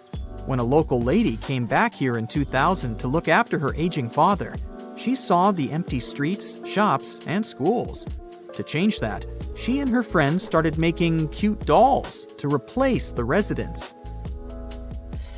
The entire town of Whittier, Alaska, lives under one roof of a 14-story building of a former barracks. That's around 220 people who live here all year round, plus all the shops, a police station, a post office, a hospital, and a church. The locals are mostly working in commercial fishing, recreation, and tourism, or for the state ferry and railroad. The idea behind having everyone and everything in one place is to save money on heating in the always cold climate and let the people do all their business inside. This way, they don't have to face the unbearably strong winds. There's a town in Svalbard, Norway called Longyearbyen, where the sun sets on October 25th and doesn't rise again for the next 4 months. When it rises again in spring, the locals gather on the step of an old hospital at 12:15 to welcome the sun and celebrate its return. Then, it doesn't set for over 4 months. It happens because of the way the Earth is tilted on its axis. The sun only rises and sets once each year at the North and South Poles. Longyearbyen is the northernmost town in the world, so it gets affected by that. Its residents occasionally see polar bears and reindeer in the streets and get around on snowmobiles. The Italian village of Viganella was built right at the bottom of a deep valley and on the wrong side of the mountains. They cast huge shadows and deprived the village of the sun for the entire winter. The locals used to live like that for centuries, until one engineer decided to build a large mirror high on the opposite slope of the mountain.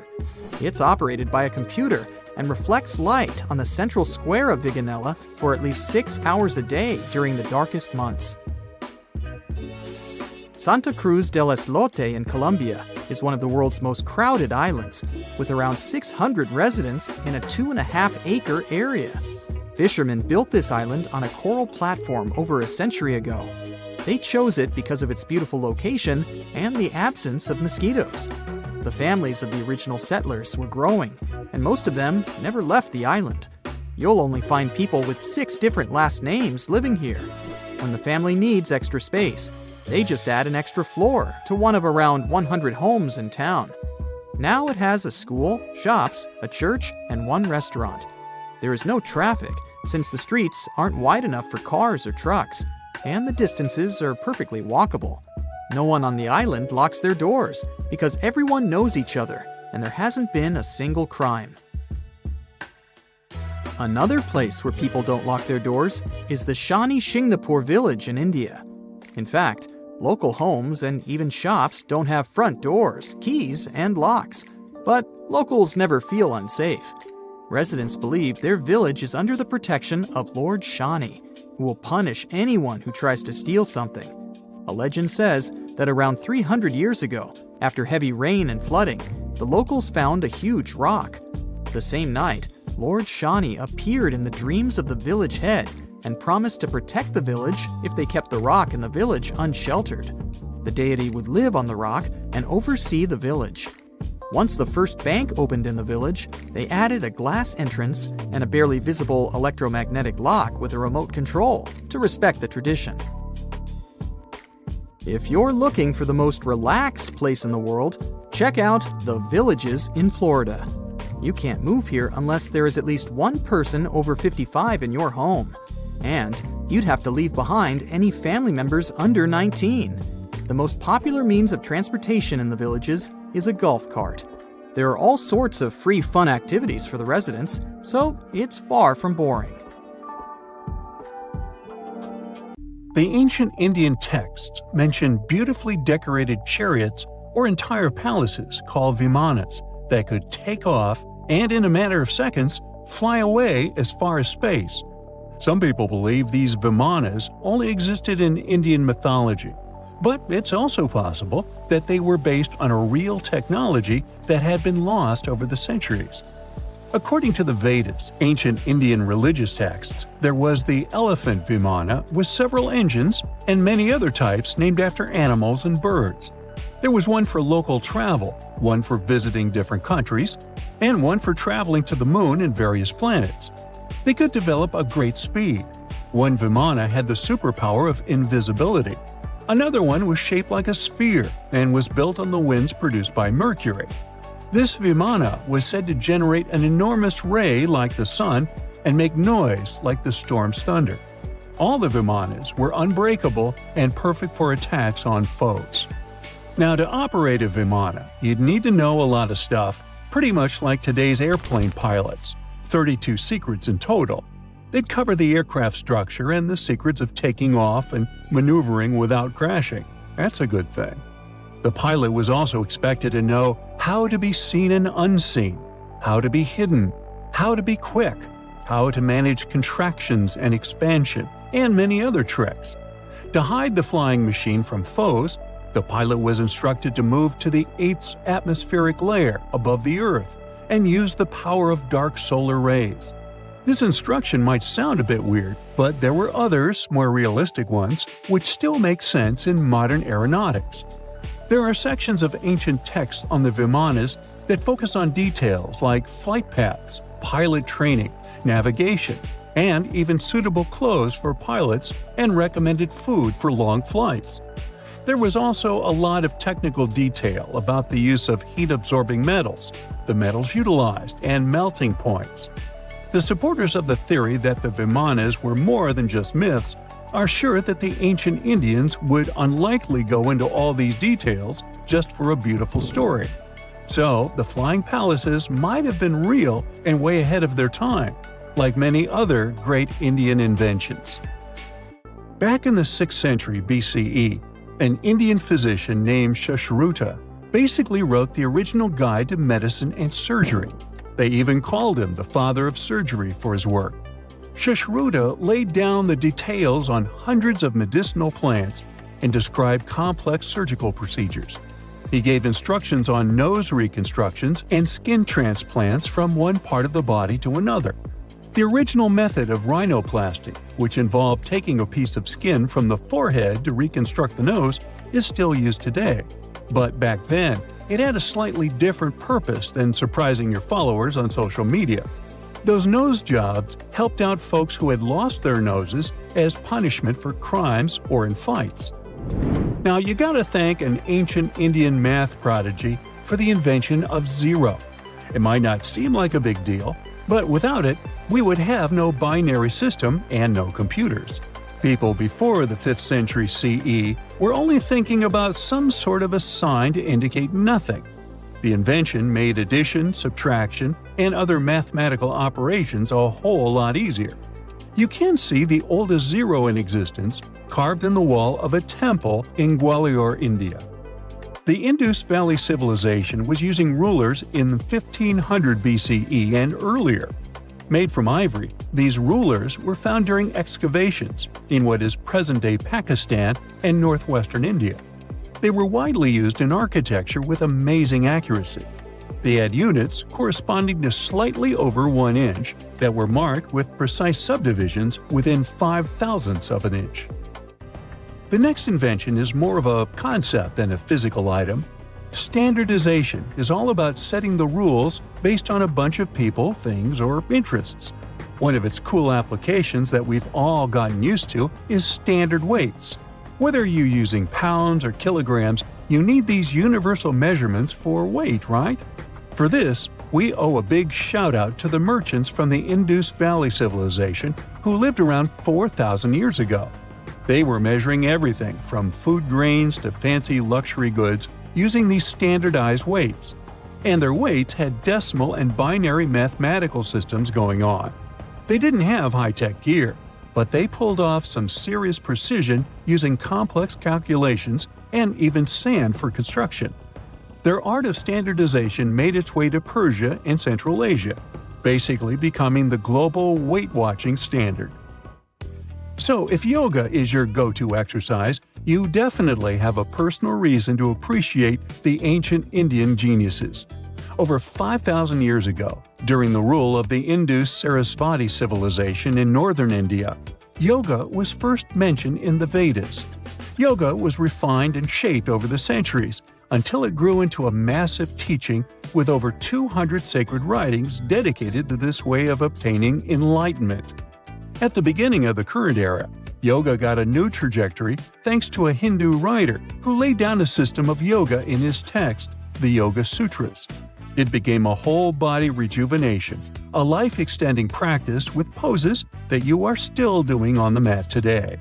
Yoga has reached the Western world only in the 19th century, and it caught on like wildfire. Chess, the all-time top game for intellectuals, is also an Indian invention. Its ancestor was called Chaturanga, and it was a strategic board game that started gaining popularity around 3,000 years before the current era. This early Indian version of chess was played by 4 people, not 2, and had 64 squares. Each player had 8 pieces, ranging from pawns to kings, bishops to knights, and there was no standard 6-faced dice. They rolled with an oblong one. Players facing off were actually allies, forming 2 teams based on the direction they sat.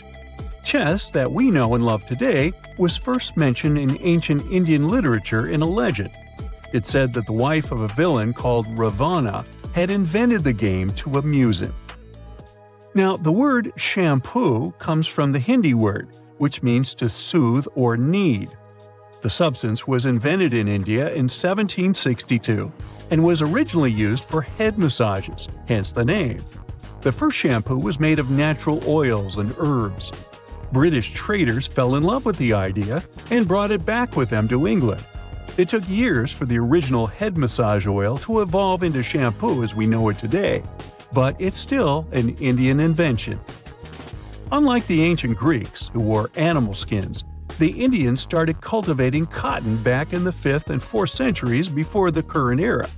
They used cotton threads to produce fabrics that soon became a huge hit in the Mediterranean and beyond. Jute and wool also have their origins in India. Cashmere, the finest and most exclusive type of wool, actually comes from the Kashmir region of India. Buttons that sit proudly on that cashmere cardigan of yours also have ancient Indian origins. Some 5,000 years ago, the Indus Valley civilization started cutting seashells into geometric shapes with tiny holes in them. First, they were just decorations, but then people started using them to fasten clothes. Now, when you think about radio communication pioneers, Marconi's name usually steals the spotlight. He got a Nobel Prize in Physics in 1909 for his groundbreaking radio work. But there's an unsung hero in the radio waves game, and his name is Sir Jagdish Chandra Bose. He spilled the beans on radio communication way back in 1895. He shot an electromagnetic wave across 75 feet at the town hall in Calcutta, and it went through walls, rang a bell, and even set off some gunpowder. Marconi took a page from Bose's book, using his invention, the Mercury Coherer, as a blueprint for his own two-way radio. Bose didn't patent his genius creation, so he only got his credit a century later. So how come the world is still talking about a statue that only existed for a mere 54 years over 2,000 years ago? What made this impressive ancient construction so remarkable that we're still discussing it? I'm talking about the Colossus of Rhodes, of course. It's considered to be one of the 7 wonders of the ancient world, along with the Great Pyramid of Giza or the Gardens of Babylon. There are a lot of mysteries surrounding this ancient statue, but let's look at some of the facts first, shall we? What we do know is that the local Rhodians decided to start a massive project once a Macedonian siege over their island was over.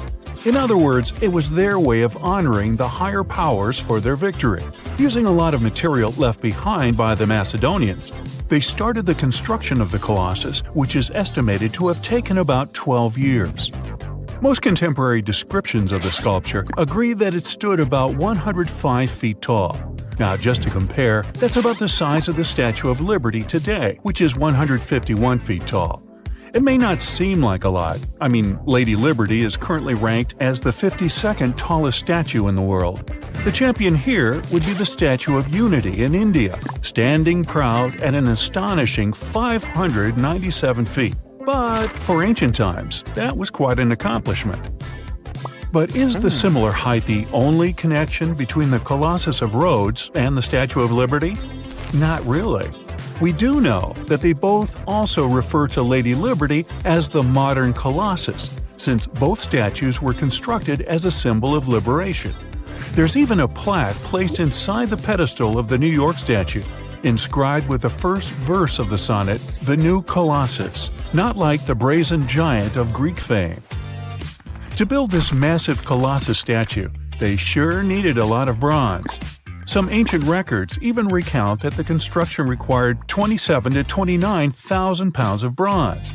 Even for modern times, this is a lot, but back then, they even called it an operation that involved the bronze industry of the entire world. The man tasked with bringing the statue to life was Shars of Lindos, a local Greek sculptor. The whole construction took place from 294 to 282 BCE, but unfortunately, Shars never got to see the end result.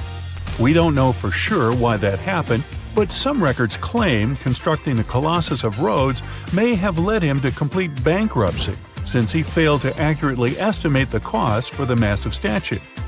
Anyway, we still don't know for sure how it was possible to build a statue this big back in those days. They had none of the equipment we have today, like excavators or elevators. Some old records said that they had to invent a completely new, custom method to build it. It all happened on the location, put together piece by piece. They supposedly split the statue into many different sections, and the first one to be constructed was the feet.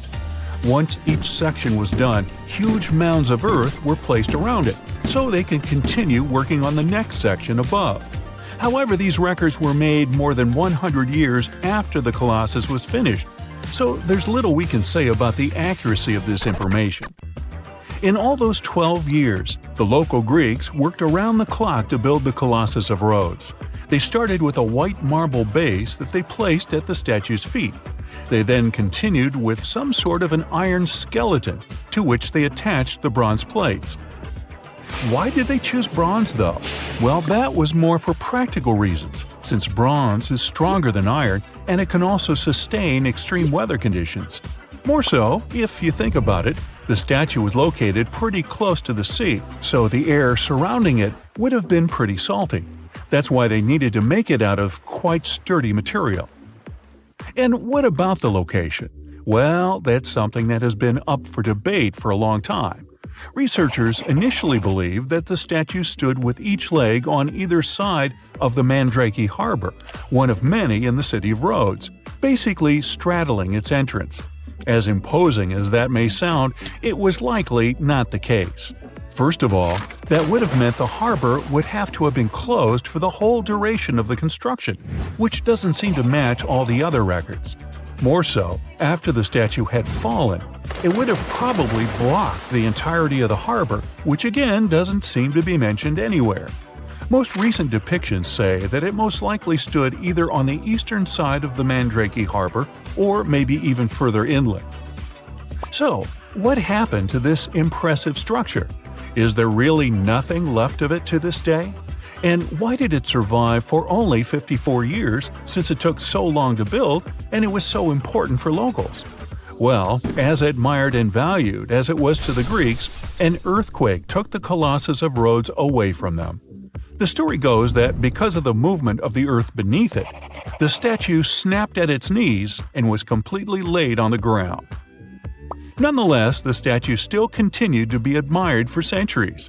The Rhodians refused to rebuild it as they considered it a sign and did not dare intervene with destiny. By the middle of the 7th century, they had taken away what was left of the statue completely. Legend says it took about 900 camels to carry all the bronze away from the location. And what about the looks of the statue? This is also one aspect that is still shrouded in mystery. Even though it was a symbol of the locals' pride in maintaining their independence, they did not use the depiction of the statue for any of the coins they made, even though that was kind of customary. Other art historians do think, however, that the Colossus was similar to other depictions of the same mythological creature, a male figure that had rays of light rising from its head. The position of its hands is also still up for debate. Some say it might have even been holding a torch. We don't know if his hands were pointed straight down or whether the right arm was raised, like in similar representations in Greek mythology. The original might not be here for us to admire anymore, but there are some plans out there to rebuild it. A group of European architects intends to build a 21st century version of the ancient statue. This new construction is planned to stretch 500 feet tall. It should serve as a cultural center combined with a lighthouse. To make sure it won't have the same destiny as its ancient ancestor, these designers intend to use a lot of technology available today. Firstly, they plan to cover the whole exterior of the modern Colossus with solar panels so that the enormous building has enough electricity. They also intend to use modern resources to make sure earthquakes and wind forces won't affect the massive structure yet again. To do that, they plan to build the statue as a tripod structure, made from its 2 legs and a third pillar of support, constructed from the sash draped over the statue's arm and touching the ground. They also plan to place heavy steel support around the base for counterbalance. They even thought of a suspension system that would permit the statue to rock back and forth, making it a bit more flexible and able to resist all the various weather conditions. The manufacturer's suggested retail price on this project is quite high though, estimated at around $283 million. Supporters of the modern Colossus are optimistic as they are certain they can raise that impressive amount of cash through crowdfunding and private investments. They look like they come from your worst nightmares. There's no evidence they exist, but all the scary stories about them still sometimes sound so real, passed down from generation to generation. Which one is your favorite? The first creature that probably comes to your mind is Bigfoot, a giant creature that reminds you of an ape and allegedly leaves extremely large footprints and other traces that make people in the area of the Pacific Northwest wonder if it's really there. It's so popular, other similar beasts got their own legends too. Like the Mogollon monster, something people also call the Arizona Bigfoot. Reported along the Mogollon Rim, this mysterious creature is 7 feet tall and has big red eyes. Stories say its body is covered with long reddish-brown or black hair, besides its face, chest, feet, and hands. It mimics coyotes, birds, and other wildlife, emitting strange whistle sounds at the same time. The creature tends to explore campsites when it gets dark. It builds nests out of twigs, pine needles, and leaves. And if you're in that area and someone is throwing stones from locations you can't see, yep, Mogollon monster. This creature is omnivorous, which means it eats both plants and animals. And it prefers to wander at night, lurking for innocent prey lost in the woods. Urayuli, a 10-foot mythical creature people say hides in the southwestern woodland parts of Alaska.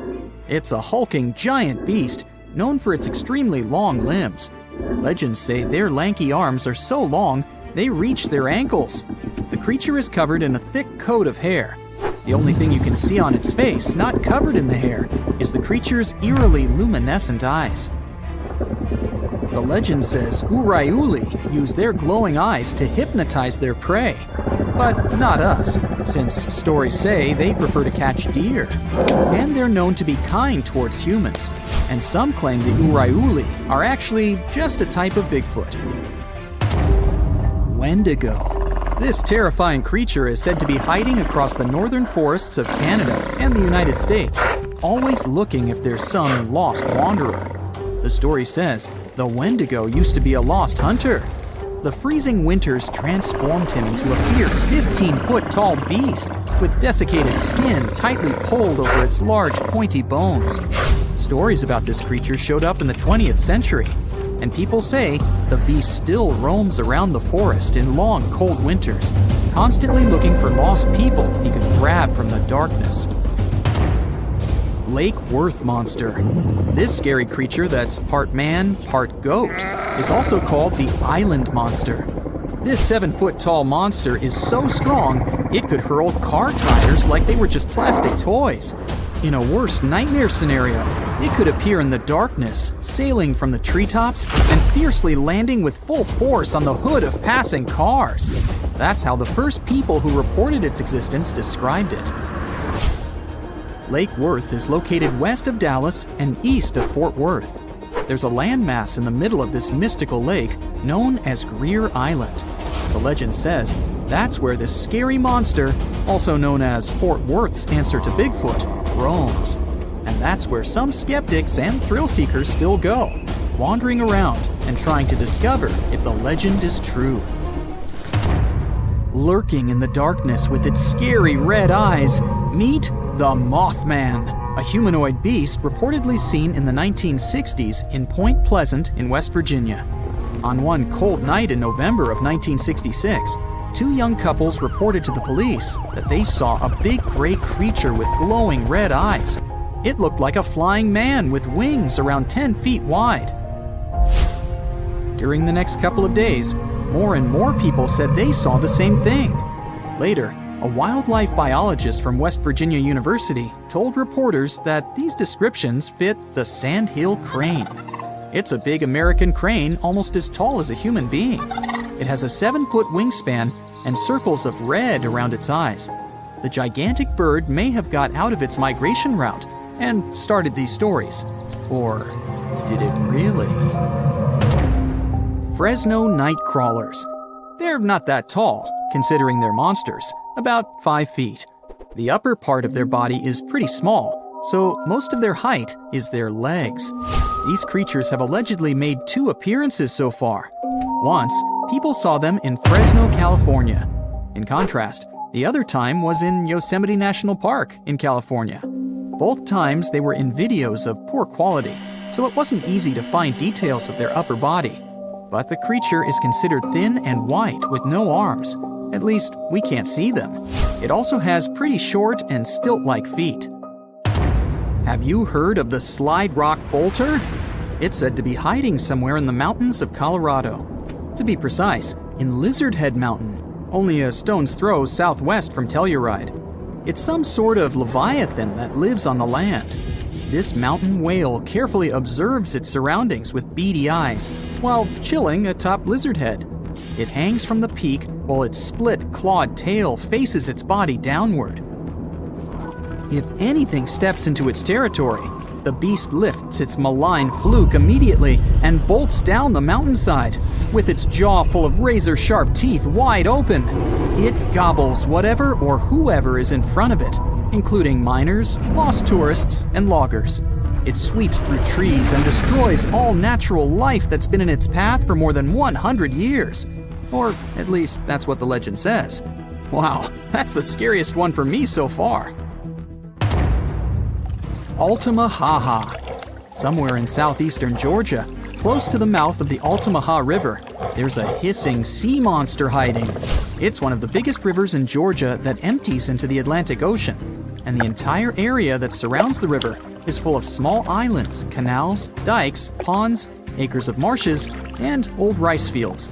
Perfect for such a monster to hide, don't you think? The story says this unusual cryptid has a sturgeon-like body, including a bony ridge on its top. Due to its front flippers, the creature swims like a dolphin. His snout reminds me of a crocodile. His teeth are large and sharp, whereas his eyes are big and protruding. The beast is green or gray with a white yellowish underbelly and is up to 30 feet long. There's no physical evidence the Altamaha really lives there, but the legends date back centuries when people started talking about an enormous snake-like beast that hissed and bellowed. Loch Ness Monster, or how many like to call it, Nessie. This myth dates back from old times, all the way to a group of people that lived in ancient Scotland known as the Picts. The legend started to grow in the 1930s. Back then, a road near Loch Ness was finished, offering a nice view of the lake without bigger obstacles. And in April of 1933, a couple noticed there was a large animal. They compared it to a prehistoric monster or dragon. Most people imagine it as a plesiosaur, which is basically a marine dinosaur. The beast quickly crossed the couple's car's path, and then disappeared below the water's surface. Later that year, some researchers even found big footprints. They believed they were from a pretty soft-footed solid creature around 20 feet long.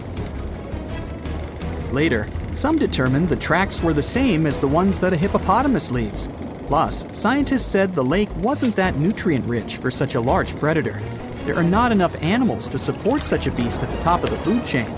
But the legend about a giant mythological creature has moved on, and still makes people across the world wonder if there's really something hiding deep down in the dark, murky waters of Loch Ness. Now, how about some surreal hidden places to check out? Grab a flashlight and your backpack, and bon voyage! The trip starts in the mountainous country of Switzerland. You travel to the town of Waltensburg in the eastern part of the country. It's raining and it's very cold, but you still make your way to the bottom part of a mountain, where your first adventure awaits. After climbing up high in the mountains, you see a strangely shaped castle. To get there, you must walk up an extremely narrow pathway. Don't look down, you think to yourself. You tighten the straps of your backpack and manage to walk along the pass. Standing at the door of the castle, you really can't believe what you see. A 13th century fortress built entirely of stone. Today, all that is left of Krafenstein Castle is mainly its ruins, but their condition is good enough to get an idea of what the place looked like back in its glory days. You take your time to explore the castle inside, but honestly, this place gives you the chills and you're ready to move on. The next place on the list is Turkey. A plane and then a car ride later, you arrive in the city of Çorum in the northern part of the country. On the outskirts of Çorum, you find a valley filled with old, overgrown mountains and see the beginning of the trail you're about to hike. The way is extremely steep, but it leads to a secret door carved in the mountain. Congratulations! You've just arrived at Kapilikaya. The huge door is a massive arched stone that blocks the entrance to a hidden building. Experts think it has existed since the 2nd century BCE. Unfortunately, the huge door won't open, so what's hidden inside is a mystery today. It's guessed that there is a room inside. Some locals say there's a treasure hidden there too, but until today, no one has managed to enter the place to check. Okay, it's time to get moving before night falls. Next, you get the unique opportunity to travel to Ethiopia. Wandering around the city of Lalibela, you stumble upon a huge pit carved in the ground. You approach it carefully, and soon enough, you see a magnificent terracotta building, so richly detailed it leaves you mesmerized. But that's not all. There are 10 other pits just like this one, hiding King Lalibela's 12th century buildings. All 11 constructions are different from one another, yet share a similar recognizable style. They were hand-carved over the span of 24 years, only with the help of chisels, which is unbelievable given that these buildings are up to 50 feet high. That's about as tall as 5 African elephants stacked on top of each other, if you could do that. This unconventional way of construction made them entirely monolithic, meaning they were carved out of just one gigantic piece of rock. Pretty impressive, huh? Once you leave Ethiopia, you grab a flight to southern Italy, right there on the tip of the boot. No hiking is needed here. Whew! Your friend takes you to a site called Sassi di Matera. It's a Paleolithic city carved in the slope of a steep hill. You might feel like you've traveled in time here, as local stone houses and ancient buildings are unlike anything you've ever seen before. The site, also known as de Sassi, is suspected to be one of the first human settlements in Italy, dating back to over 9,000 years ago. Wandering around the town, you might get invited inside one of the cave-like houses. Oh, and as weird as it may sound, some of the streets run on top of people's homes. Talk about Paleolithic urban planning. You're probably becoming an expert on rock-cut architecture by now, but there are still a few sites left on your list. Next off, you head to Slovenia to visit the world's largest cave castle. This medieval castle was built on top of a 400-foot-high cliff and was designed to be impenetrable. Luckily for you, security is much more relaxed today. Still, if you're looking for a more challenging and less touristy way inside, you can get into the castle through one of its many underground tunnels. They were built over 800 years ago for the owner of the castle. He needed secret passageways to sneak supplies. Today, Pajama Castle is both enchanting and mysterious. I'd say it depends on whether it's a warm sunny day or a cold stormy night. After this medieval experience, you head on to visit Petra, a magnificent Jordanian monument found in the middle of the desert. To get around here, you'll need a large supply of water and sunscreen because it's going to get hot. But this site is worth it. The city of Petra is a marvel of the ancient world. Back in the 4th century BCE, this region was a trading hub at the crossroads of commercial routes. Petra was a wealthy city, home to the Nabateans, an Arab Bedouin tribe that thrived in the region for many years. The rock-carved gate-like structure Petra is famous for is called the Pharaoh's Treasure. It stands at the main entrance to the site and is said to have a treasure hidden inside. You might feel tempted to check it out for yourself, but that's an adventure for another trip. For now, you hop on another plane ride, this time to the Americas. First, you visit the USA, more specifically, the mountainous state of Colorado. You make your way to Mesa Verde National Park. There, in between the greenery and abundant vegetation, you'll find over 600 dwellings built in the cave beneath the cliff, carved deep into the mountainside. This ancient village is now considered a heritage site. The local Puebloan tribe built it back in the 1190s. One of its main buildings is called the Cliff Palace. It's a multi-story construction built from sandstone and mud mortar. The palace alone housed over 150 rooms. If you're feeling sporty, you might want to visit the Balcony House. To get there, you'll have to climb a 32-foot ladder. You'll get to see a mid-sized village of 38 rooms, including 2 kivas. Those are traditional chambers that were built by the Puebloans for ceremonial purposes. Still in the U.S., you make your way to the hills of South Dakota. You're there to visit one of the world's most impressive human-made sculptures on Mount Rushmore. What's so mysterious about this place, you might ask? Well, during Mount Rushmore's construction, a 70-foot-long secret tunnel was built behind the head of Abraham Lincoln. The tunnel was supposed to hold all the documents and artifacts important to the United States history. After the designers thought it through, they decided it was better to hide them in a safe box in the floor of the tunnel. The box holds the history of how Mount Rushmore came to be carved, as well as a brief history of the U.S. and the 4 presidents depicted on the mountain. Amazing, right? Now, you're headed down to Machu Picchu, a South American site hidden between the Peruvian mountains. Machu Picchu itself is already a mystery. Researchers still don't know why or even how the ancient Incan civilization managed to engineer the stone-built citadel all the way back in 1450 CE. To get there, you must endure a 3-day hike, reaching the impressive altitude of 8,000 feet above sea level. Or you can get a train, but that's no fun, right? You're here to check on a relatively new discovery.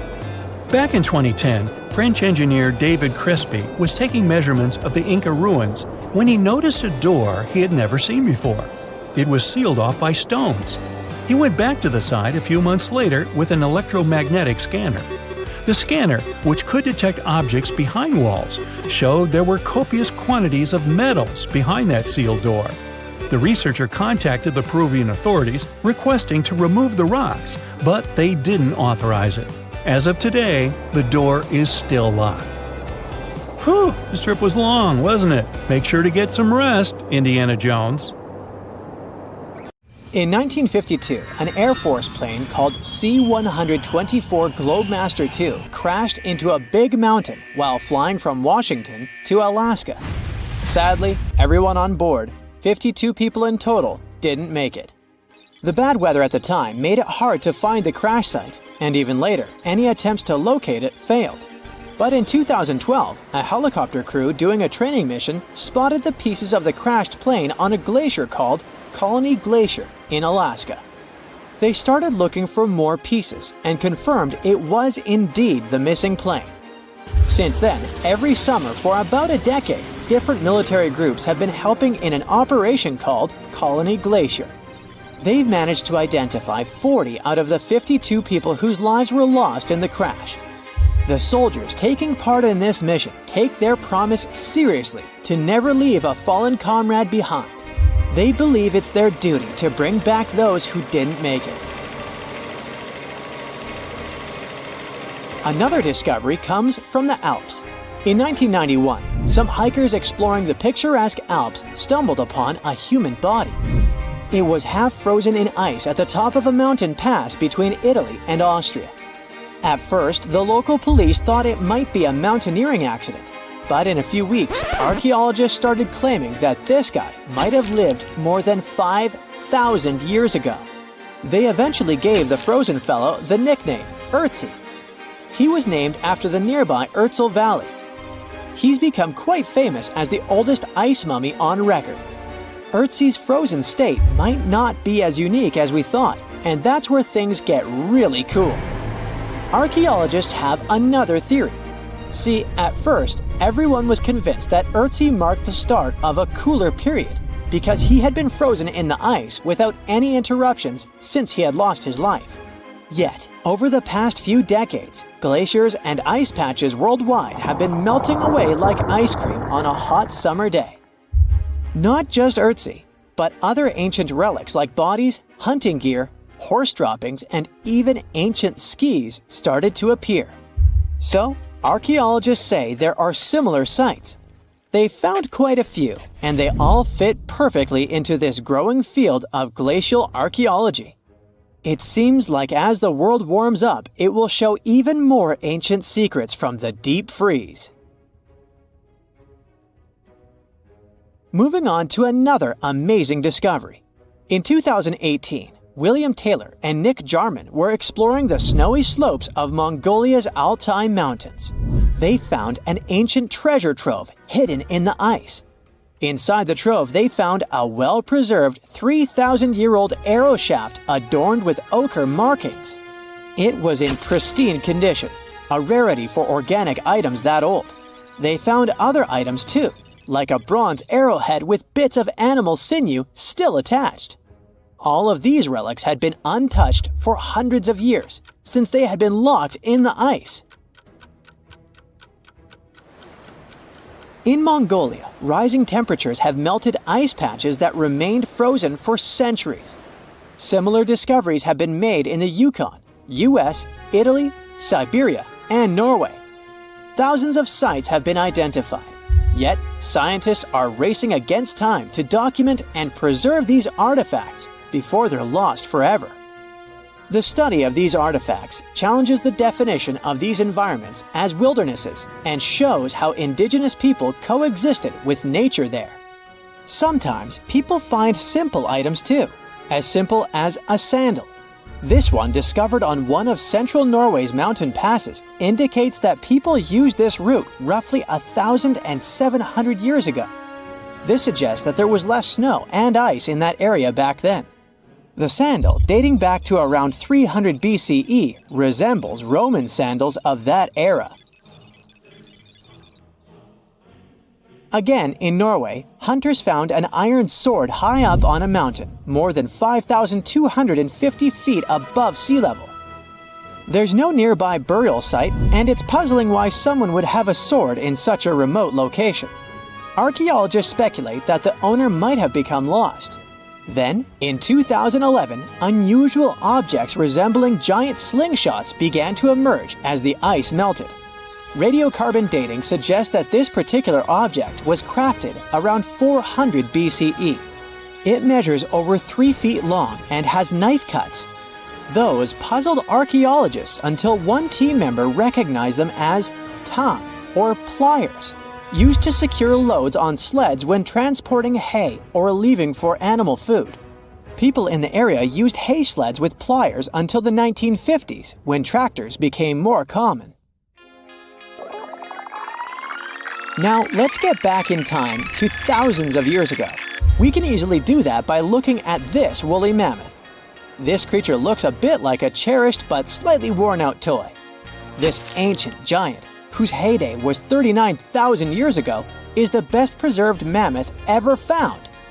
Even its signature shaggy hair is surprisingly well preserved, having been trapped in glacial ice until its recent discovery in Siberia. This remarkable animal is stepping into the limelight in Yokohama, Japan. Scientists are running tests that might bring this extinct species back to life. When they stumbled upon this female resurrecting the mammoth, they also found well-preserved muscle tissue. She was between 50 and 60 years old when she met her icy fate. The discovery of mammoth blood has reignited debates about the ethics of bringing back extinct creatures, like in Jurassic Park. Their ambitious plan is to implant an egg into a living elephant for a 22-month pregnancy, hoping that at least one living mammoth cell might survive. Hop on, we're going to the French Alps. We are at a spot not far from where an Air India plane tragically crashed 46 years ago. We're accompanied by a diligent mountain rescuer and his neighbor. They went to this area after a bunch of tourists had noticed a strange-looking thingy on a glacier. It was a bag. The Indian embassy in Paris got wind of it, and it was all set on getting that bag. What makes it kinda cool is that it had diplomatic mail and Ministry of External Affairs written on it. The Air India flight was on its way from Mumbai to New York when it took a nosedive in January 1966. It took 117 people on board down with it. Guess what else was inside the bag besides the soaked diplomatic mail? It had a stack of old Indian newspapers. So, alongside those, they also found bits of the plane's cabin, a lone shoe, and a bunch of cables. Totally unexpected treasures on that mountain. During the summer of 2013, scientists stumbled upon a message left behind by a geologist named Walker, who had placed it there 44 years before. That message sort of served as the man's last testament. He passed away just a month after hiding the bottle in the rocks on the island. The content of the message was quite astounding. In 1959, Walker had measured the distance from those very stones to the glacier's edge, and it clocked in at a mere 167 feet. By 2013, that distance had ballooned to 400 feet. Researchers are convinced that this stark contrast between the two measurements underscores the consequences of ongoing global warming. Imagine the melting ice in Norway's mountains as a time machine revealing a treasure trove. Nearly 800 Viking artifacts tucked away for over 1,000 years have been unearthed. They give us a peek into the bustling trade networks of the Viking era and the critical role of the mountain passes in this ancient commerce. Among the finds are leather shoes, cozy woolen mittens, stylish tunics, feathered arrowheads, horseshoes, walking sticks, and kitchen gadgets from the Viking chef's toolkit. There are even Viking pack horse souvenirs. These artifacts provide us with insights into ancient travel habits and the peak times when those paths were bustling with activity, and give us a glimpse into the lives of adventurers. A comfortable abode with a gorgeous view of the Mediterranean Sea will serve as a perfect rain shelter. Well, this is what a real estate advertisement might have looked like for Neanderthals 100,000 years ago. Welcome to the weird and wonderful caves you could live in, or not. Of course, back then, neither real estate and advertising had been invented yet. Never mind the fact that Neanderthals couldn't build houses and often lived in caves. Yet one of those caves looks an awful lot like a residential building. It's situated inside a high limestone cape called the Rock of Gibraltar. If the Neanderthals had had an economy, the caves inside this rock would have cost a bundle. Navigators discovered it in 1907. They just spotted a big hole inside the fortified rock. For many years, scientists have studied this place and found some traces of Neanderthals. They discovered ancient tools in the cave and bones of old animals. But the coolest thing was, they found 4 caves inside the rock. It was like a residential complex. Neanderthals lived alongside neighbors and helped each other hunt and fish. They created feather decorations and painted abstract drawings on the walls. Imagine our ancient predecessors hanging out in these caves 100,000 years ago. And now, scientists hang out there and study the primeval past of Neanderthals in detail. At the end of 2021, archaeologists uncovered a gap inside one of the caves leading to an unknown tunnel. They crawled through this hole and opened a new space under the cave roof. This place has been closed off from the outside world for over 40,000 years, and it seems it was one of the most prestigious apartments in the entire mountain complex. It has high ceilings with ancient stalactites. The ruined stone curtains divided the apartment into several rooms. Scientists also found the remains of ancient animals and scratches on the walls. It seems that Neanderthals had never lived here, but they used to visit this place. Archaeologists found the shell of a sea snail called dog whelk. One of the Neanderthals brought it here for some reason, but the primary owners of this place were hyenas. These caves show that Neanderthals were closer to humans than to monkeys. They had a way of life and even some customs. There's still a lot of work ahead, and scientists hope to find new rooms inside this rock. Meanwhile, in 2003, archaeologists discovered another early dwelling on the Isle of Flores in Indonesia. Among the green jungle, they found a cave with ancient tools. At first, everyone thought the human ancestors lived here, but then scientists discovered an unusual skeleton of an adult. A thorough analysis showed the skeleton belonged to a 30-year-old woman, 3.5 feet tall, just above the waist of an average adult. The woman's weight was equal to the weight of an adult shepherd. The skeleton didn't belong to Neanderthals or Australopithecines. It was a new unknown species, which scientists called Homo floresiensis, or simply the Hobbit. Also, there were remains of unusual ancient animals in the cave. It was an elephant the size of a cow, some large storks, and giant rats. Archaeologists have found out that hobbits were not the owners of this place. The main inhabitants were the rats the size of a cat. Maybe they were fighting the hobbits. Some analysis shows that Homo floresiensis wasn't our direct ancestor. They were in a separate branch of evolution. The hobbit skeleton looks more like that of a monkey than of modern humans. In 2009, in the dense jungle of Vietnam, archaeologists discovered Son Don, the largest cave in the world. If you go inside the cave and shout, you'll hear your echo a long time. In some places, the height of this cave reaches half the height of the Empire State Building, and the total area is larger than one central block of New York. Son Don is one of the 3 caves in the Vietnamese jungle. Many intricate mazes connect these caves. Inside, you can find unique plants and trees that live separately from the outside world. It's a real underground jungle. In some places, you can find collapsed ceilings that let the sunlight in. Besides unusual trees and plants, ancient stalactites hang there. Some limestone deposits are more than 450 million years old. They were here even before dinosaurs appeared. There are also many rivers in the cave. Rainwater coming down from holes in the ceiling has formed them. Fast streams resemble slides in a water park. They lead to unknown underground labyrinths. Scientists have studied only a small part of all these caves. The next unusual cave is in New Zealand. Hundreds of thousands of fireflies live inside. Each of them glows with a blue light. Together, they light up the cave. It may seem to you that you're on another planet, but you can't stay there for a long time. Special air measuring devices are everywhere. Scientists monitor the level of carbon dioxide necessary for the normal existence of fireflies. These insects are sensitive to the environment. If there are many people in the cave, or they stay there too long, the park staff will ask them to leave the place. It's like you're literally stealing oxygen from the fireflies. We've seen some pretty amazing caves so far, but how about a scary one? We're going to the desert of Yemen's Al-Mara province. What we're looking for is not a cave, it's just a black hole in the ground, right in the middle of the desert. It's big, the size of a basketball court. It's not its size that could scare you, but what's inside. Scientists are still not sure what it is.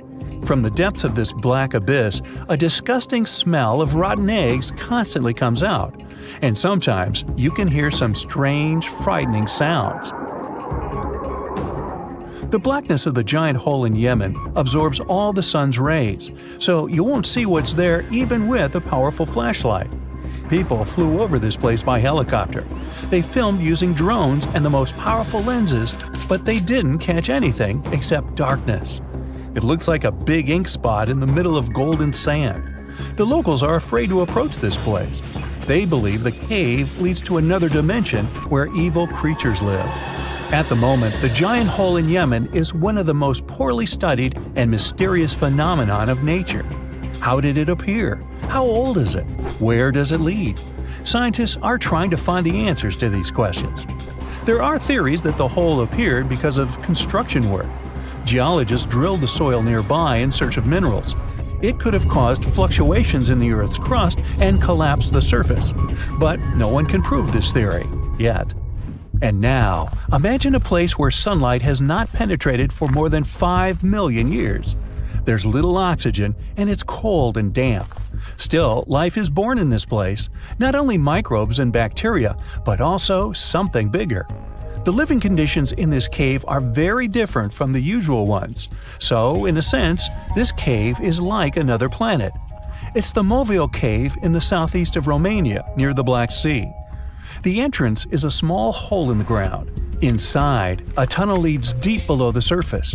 The levels of hydrogen sulfide and carbon dioxide are above normal inside the cave. The air here is half as much oxygen as on the surface. People can't be here without an oxygen mask, but other creatures living here can.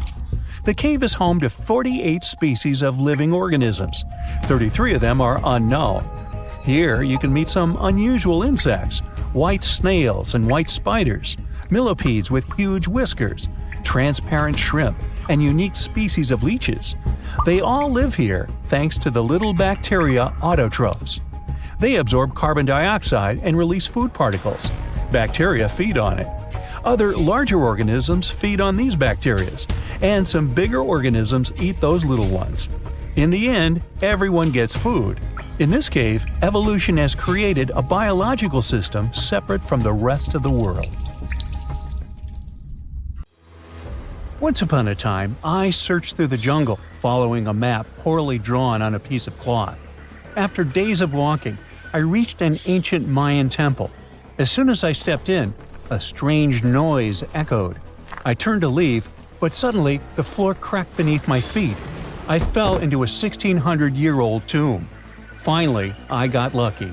That day, I walked out with shiny jades, carved seashells, a creepy afterlife mask, and a curse that's been haunting me ever since. Well, okay, maybe it didn't happen exactly like that. Or maybe it didn't happen to me. Sadly, real-life archaeology is not like Indiana Jones movies. However, the findings can be as exciting and important, especially in Belize, where archaeologists just found the first identifiable ruler's tomb in the lost Mayan city of Kacol after 40 years of digging. A team of archaeologists finally unsealed a hidden chamber, buried deep beneath a structure they'd already studied. And inside that tomb, which is indeed around 1600 years old, was Shak, the first known king of Kacol. His name is commonly interpreted as Tree Branch Rain Deity, which is poetic and incredibly awesome. King Shak was believed to be a Mayan deity in control of rain, thunder, and lightning. According to folklore, he used axes to strike rain-bearing snakes in the sky to make the rain fall. The buried king is considered to be the dynasty founder. The royal dynasty he founded lasted more than 460 years. And judging by what was buried with him, we can assume that King Shak was greatly celebrated. His tomb had jade beads, carved bones, seashell jewelry, and ritual pottery vessels. One of those vessels shows Ekchuak, the Maya deity of trade, receiving offerings. Others showed bound prisoners. Archaeologists could tell they had found some high royalty when they noticed a considerable presence of red cinnabar in the tomb, a rare and expensive material from the Mayan world. Then there's a jade mosaic mask, pieced together like a puzzle to cover the king's face in brilliant green. Jade wasn't used just because it was shiny. It was sacred and symbolically associated with life and demise. Polished jade glistens like it's been dipped in water, cool at first, but quickly warming in your hand. To the ancient Maya, this lifelike quality made jade a living, breathing substance. And for this reason, it possessed high religious and spiritual importance. The Maya associated it with the breath of life, with royalty, and with eternity. Covering someone's face in jade showed just how high-ranking that person was. King Shak's mask has yet to be examined properly, but another famous mask of King Kacol was made of over 346 green jade stone fragments. That's a lot of painstaking work. But maybe the most symbolically fascinating thing about this king was that he was old. Not just lived a good life old, toothless old. To us, that means he didn't clean his teeth properly, because no, you don't usually lose teeth just from getting old, as long as you maintain good oral hygiene and dental care. On the other hand, according to Maya legends, toothless elders were believed to have spiritual powers. Rulers and shamans mediated between realms, and aged or underworld deities were often shown as toothless in art. Now, speaking of realms, Mayan cosmology divided the universe into 3 layers. The upper world was where the deities lived. The middle world was where humans lived. It was carried on the back of a giant turtle or caiman, and surrounded by a primordial sea.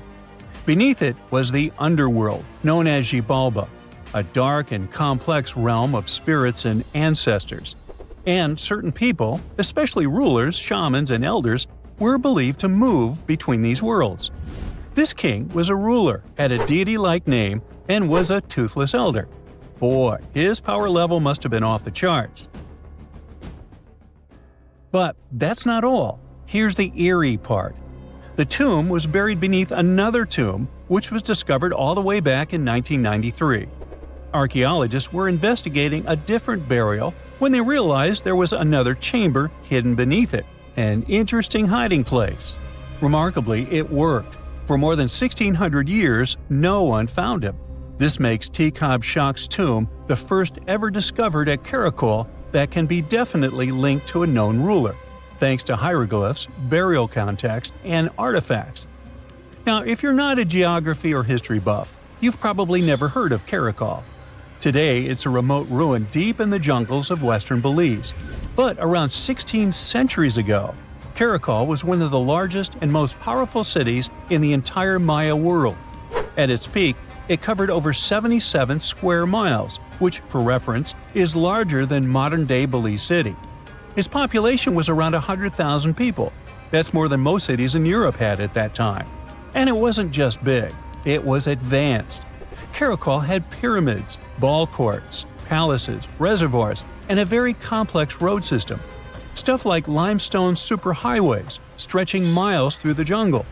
Past excavations also turned up arrowheads, drills, spindle whorls, figurines, and everyday tools. King Shak's tomb was one of the 3 major tombs found in the northeast Acropolis. That's near Kana, the central archaeological complex at Kacol, and one of the tallest human-made buildings in all of Belize, even today. It reaches an imposing 141 feet high and contains multiple levels of elite residences and temples. But even with that size, finding tombs isn't easy at all. Most have already been looted. We don't know what else can be hidden there, and in some places, it's too risky to dig up without causing damage. That's why it took researchers decades to finally find something untouched. However, they were able to report over 850 burials and 175 tombs at Kacol over their 4-decade-long project. One of the earliest tombs, dating to around 350 CE, was a cremation burial containing ritual artifacts such as obsidian blades, atlatl spear points, and ceramic styles associated with central Mexico. So, if you're an archaeologist, this city seems to be an old historical gold mine. And old historical gold mines often come with warnings. For one thing, it's keep out, the ceiling might fall on you. Besides, even though scientists are excited about this discovery, if the king can really walk between realms, he's probably annoyed by all this. So what happens now that the king's eternal rest has been disturbed? Well, by opening and stepping into the tomb of Kacol Shak, archaeologists basically stepped into a sealed sacred place. Maya tombs weren't just holes in the ground with a fancy coffin. They were sealed like cosmic vaults, locked up with stone, soil, and sometimes elaborate closing rituals. The goal was to mark the end of their use and protect what was inside. Archaeology at Kacol and other Maya cities shows this in action: thick ceiling layers, termination offerings, and carefully placed debris, all saying, "This place is done, keep out." Today's archaeologists still treat them that way, working under Belizean laws and cultural protocols, making sure they explore with respect for what these spaces meant to the people who built them. However, it's eerie to think about mythology and whether King Chak is going to haunt the archaeologists. I guess we'll see. They shouldn't be afraid because he's old and has no teeth. Maybe he will annoy them with rain. He's named after a rain deity, after all, and we still don't know about his true power level. The Mayans were a fascinating civilization, and their structures are still among the most mysterious ones you can find. Despite being isolated from the known world, they also built pyramids without cranes, mapped stars without telescopes, and knew how to bury a king. Kacol is full of secrets. A hidden tomb under another tomb, a toothless king with a scary-looking mask and a deity's name. Almost unbelievable. And amazingly, there is still stuff being found. So maybe it's not too late for me after all. But first, let's see the aftermath of this curse, huh? We just brought an extinct animal back to life. Imagine hearing a sound that hasn't existed on Earth for 10,000 years. A deep howl echoing across a frozen valley, a sound that disappeared long before the pyramids were built, before cities, before recorded history. For the first time in human history, we might be able to bring back traits of animals that went extinct thousands of years ago, not through magic, not through cloning dinosaurs like in Jurassic Park, but through something much stranger, rewriting the DNA of living animals using the genetic code of the dead. One of the species often mentioned in this conversation is the direwolf, a massive predator that disappeared roughly 10,000 years ago, at the end of the last ice age. It looked like a wolf, but bigger, heavier, and built for hunting ice age megafauna. And now scientists are asking a question that would have sounded impossible just a few decades ago. What if extinction isn't always permanent? For most of human history, extinction meant the absolute end of a species. Once the last individual died, that was it. The genetic instructions that defined that animal, millions or billions of letters of DNA, slowly broke apart over time. All that remained were bones, fossils, and sometimes fragments of genetic material trapped in ice or sediment. But in the last 20 years, scientists have developed tools that allow them to do something extraordinary. They can read ancient DNA and not dot small pieces. In some cases, researchers can reconstruct nearly complete genomes from animals that died thousands, sometimes even tens of thousands of years ago. One of the most famous examples is the woolly mammoth. Frozen mammoth remains discovered in Arctic permafrost are sometimes so well preserved that scientists can recover large amounts of genetic material from them. Well, to give you an idea of the scale, a mammoth genome contains roughly 4 billion DNA letters. That's about the same amount of genetic information as humans. Reconstructing that genome is like trying to assemble a shredded encyclopedia, except the pages are frozen inside bones buried in ice for 10,000 years. But reading the DNA is only the beginning. The real challenge is turning that information into a living organism. And that's where modern biotechnology enters the story. Instead of trying to clone a mammoth directly, which isn't possible with damaged ancient DNA, scientists use a different strategy. They compare the genome of the extinct animal with the genome of its closest living relative. In the case of mammoths, that relative is the Asian elephant. The two species are surprisingly similar. Their DNA is more than 99% identical. That means the genetic differences responsible for mammoth traits, thick fur, cold-resistant blood, fat layers, are hidden inside a relatively small number of genes. Scientists can identify those genes, and with gene editing tools like CRISPR, they can insert some of those traits into elephant DNA. The result wouldn't be a perfect mammoth. Instead, it would be something closer to a mammoth-like elephant, an animal carrying some of the key biological adaptations of the extinct species. According to the de-extinction process described by researchers working on mammoth restoration, the workflow follows several steps. First, scientists collect mammoth DNA from frozen remains found in places like Siberia and Alaska. Next, they sequence multiple mammoth genomes to understand which genes controlled cold adaptation traits. Then those genes are edited into elephant cells using CRISPR. If those modified cells develop successfully into embryos, they could eventually grow inside elephant surrogates, or possibly artificial womb systems being developed today. If everything works, the result could be animals capable of surviving in environments where mammoths once lived. But why attempt something this complicated in the first place? Part of the answer lies in climate science. During the Ice Age, mammoths were not just large animals wandering the tundra. They were ecosystem engineers. Imagine millions of giant herbivores moving across northern Eurasia. Each mammoth could weigh 6 tons, roughly the same as a large truck. As they moved, they knocked down trees, trampled snow, and grazed on vegetation. Over thousands of years, this constant activity helped maintain vast grasslands known as the Mammoth Steppe. At its peak, this ecosystem stretched across an area larger than the modern United States. And it may have played an important role in regulating the Arctic climate. Today, Arctic permafrost stores an enormous amount of carbon, around 1,600 billion metric tons. That's roughly twice as much carbon as currently exists in Earth's atmosphere. If that frozen ground melts, massive amounts of greenhouse gases could be released. Some scientists believe large grazing animals might help slow that process. By trampling snow and promoting grasslands, they could help keep the ground colder. In other words, bringing mammoth-like animals back might not just recreate an extinct species, it might help stabilize entire Arctic ecosystems, at least in theory. Of course, not everyone agrees this is a good idea. Introducing genetically engineered animals into modern ecosystems raises a lot of questions. For example, what happens if these animals behave differently than expected, or if they reproduce faster than the ecosystem can support, or if they spread diseases to existing wildlife? Even small ecological changes can have cascading effects. For example, when wolves were reintroduced into Yellowstone National Park in the 1990s, the entire ecosystem changed, from deer populations to river patterns. Now imagine introducing animals that haven't existed for 10,000 years. The ecological consequences could be unpredictable. There is also another concern scientists often discuss. It's sometimes called the moral hazard of de-extinction. The idea is simple.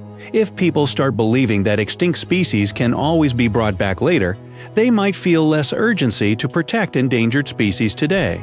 Why worry about extinction if science can reverse it? However, studies examining public attitudes suggest the situation may be more complicated. Simply knowing about de-extinction doesn't necessarily make people more comfortable with species disappearing. But scientists still emphasize something important. De-extinction cannot truly reverse extinction. Even with advanced gene editing, recreating an identical species is extremely unlikely. What scientists can create are genetic approximations, animals that resemble extinct species and may play similar ecological roles. But they are not perfect copies of the past. And yet, the technologies developed for de-extinction may still have enormous value. The same genetic tools could help scientists protect endangered animals today. For example, gene editing could potentially increase genetic diversity in small populations, or help species adapt to changing climates. In other words, the real legacy of de-extinction might not be resurrecting lost species. It might be preventing future extinctions. For thousands of years, extinction seemed like a one-way door.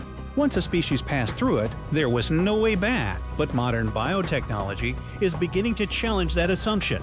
Scientists are not bringing Ice Age animals back exactly as they once were, but for the first time in history, we may be able to restore parts of their biology, and maybe even parts of the ecosystems they once shaped. And that leaves us with a question humanity has never had to answer before. If we gain the power to partially reverse extinction, how carefully should we use it? Hey, I bet you didn't know that trees used to grow in the middle of Egypt's barren, sun-roasted Sinai desert. It's true. If you can't picture it, I don't blame you. But archaeologists have recently stumbled upon a tree-lined boulevard. Yep, an actual green avenue, leading to a massive ancient fortress.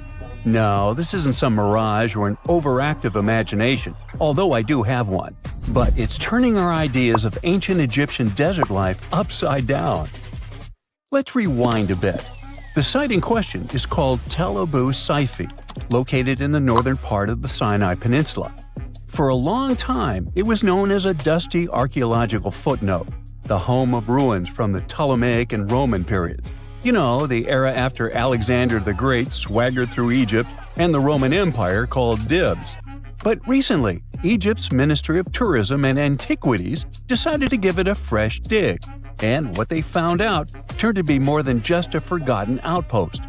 We're talking about a full-on military fortress with defensive trenches, paved roads, lime kilns, barracks for soldiers, and even room for their families.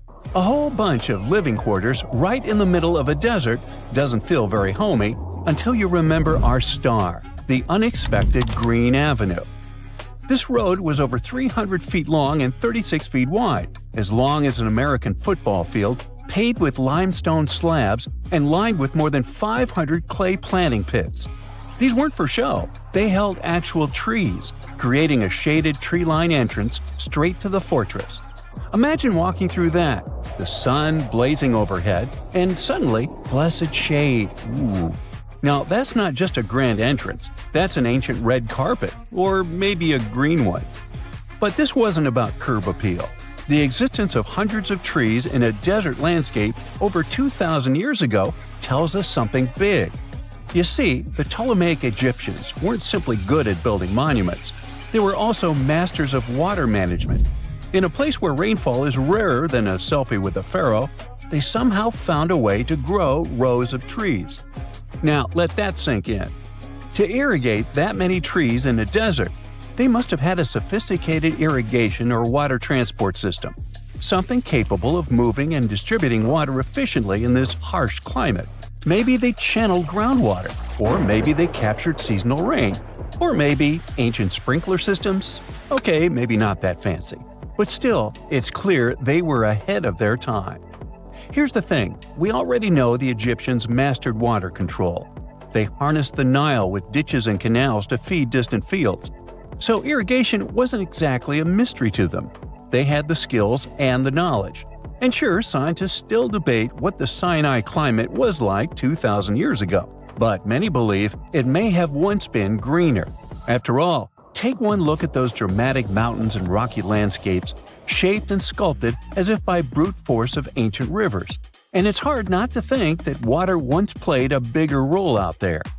Plus, archaeologists have found tons of evidence showing that Ptolemaic Egyptians cultivated fruits, vines, and trees on a large scale. In other words, growing a forest in a desert might feel wild to us, but to them, it was just another Tuesday. And now, this Green Avenue is making archaeologists wonder, what if similar irrigation systems were used elsewhere, say for transporting the enormous stones used to build the pyramids? There's already a theory that ancient rivers or human-made canals helped move those stones. And the Tel Abu Saifi discovery? Well, it might just be the missing puzzle piece. This isn't just a dream. Back then, rivers were like highways, power grids, and cargo trains of the ancient world, all rolled into one. Egyptians used them for everything: irrigating crops, trading goods, powering industry, and even mobilizing for war. If you were doing something important, odds are it involved a river. But wait, it gets even better. Excavations revealed deep defensive trenches, like ancient moats, dug more than 6 feet deep around the fortress. Those weren't just muddy ditches. They were part of an elaborate defense system designed to be filled or bridged to control access. Think of it as ancient Egypt's version of a retractable security gate, minus the hydraulics. And while the trenches were keeping intruders out, life inside the fortress was bustling. Remember how we said archaeologists had found military housing units? It turns out soldiers might have lived there with their families. So this wasn't just a barracks, it was a thriving community, with meals, routines, kids playing, and probably a whole lot of ancient gossip flying around the dinner table. In addition to all the military stuff, researchers found 4 massive lime kilns used to produce quicklime, an essential ingredient for making construction mortar. These kilns are a big deal because they suggest that during the later Roman period, Tel Abu Saifi turned into an industrial hub. It was like the Home Depot of ancient Egypt, churning out materials to build and repair buildings. But here's where the plot thickens. Underneath all of this, beneath the roads, the trenches, the kilns, archaeologists found the corners of an even older structure, a mystery building. Could it be the remains of a third, much older fortress? or an ancient cemetery or lost city? Nobody knows yet, but one thing's clear: this story isn't over. Honestly, this might be the coolest archaeological cliffhanger of the decade. So, what does this all mean? Well, for starters, it challenges everything we assumed about desert life in ancient Egypt. For the longest time, deserts were thought of as natural barriers, dry, deadly, and empty. But this find suggests that the desert might have once been green and full of life, not because the climate was dramatically different, but because the Egyptians were incredibly good at bending the environment to their will. They didn't just survive in the desert, they transformed it. It also adds fuel to the fire in the age-old debate about ancient Egyptian tech. If they could build a fortress with tree-lined roads, moats, irrigation, and industry in the middle of the Sinai, is it really such a stretch to imagine they could engineer water channels to move pyramid stones? Forget the Ancient Aliens TV show. Sure, it's entertaining, I'll give you that, but it makes us forget something crucial. Those people were brilliant. A lot of what we call modern technology is recycled ancient ingenuity. And who knows how much knowledge we've lost over time. Meanwhile, the dig continues. Scientists are now mapping the entire Tel Abu Saifi site, trying to piece together how all the structures connect. Some want to analyze soil samples to find traces of old tree roots and maybe even figure out what kinds of trees once grew there. Imagine if they were date palms. We might be looking at the world's oldest snack lane. You already know that the implications of the discoveries don't stop with history books, right? This kind of discovery has modern relevance too. Our world is going through a lot of change, with crazy weather and huge heat waves. So maybe we should be asking, what can we learn from ancient civilizations that once made the desert bloom? If nothing else, Tel Abu Saifi reminds us that the ancient Egyptians were more than just pharaohs, pyramids, and mummies. They were visionary planners, eco-architects, and straight-up problem solvers. They didn't wait for nature to hand them what they needed, they engineered it. And thanks to discoveries like this, we're getting a clearer picture of just how advanced and, frankly, how cool ancient Egyptian civilization really was. So next time someone tells you deserts are just empty wastelands, you can hit them with this fun fact. Over 2,000 years ago, in the heart of the Sinai Desert, there was a fortress with a tree-lined avenue, moats, military housing, an industrial center, and even a secret underground structure. Take that, sand dunes! Who knows what else is still buried out there, waiting to rewrite history? When you think of an epic desert scene with blazing sun, endless dunes, and those magical little oases, you probably picture the legendary Sahara, right? But what if I tell you that 11,000 years ago, this vast expanse of hot sand looked totally different than it does today? Yeah, I don't know, I wasn't around then. But I'm told that back then, what we now call a desert was a lush paradise, brimming with lakes, rivers, grassy plains, and even woodsy forests. So, where did all this water go? There are many stories about the distant past of our planet when deserts were covered with jungles and forests. And then something happened, like changing climates or colossal earthquakes, and it all turned green lands into dunes. But how about a theory that Sahara became a desert because of humans and goats? The Sahara has seen its fair share of wet and dry drama throughout the ages, mostly thanks to little shifts in Earth's orbital tilt, causing variations in how much solar radiation hits the atmosphere. There were even times called the African humid periods, when the rain would pour in and transform the dry landscape into a bright green haven. But between 8,000 and 4,500 years ago, something really funky happened to this region. Certain areas went from humid to dry way too fast to explain it by just orbital changes. In the blink of an eye, the lush Sahara turned into the Sahara we know today. Now, if you ask scientists why it happened, they will tell you, oh, it's just poor parameterization of the data.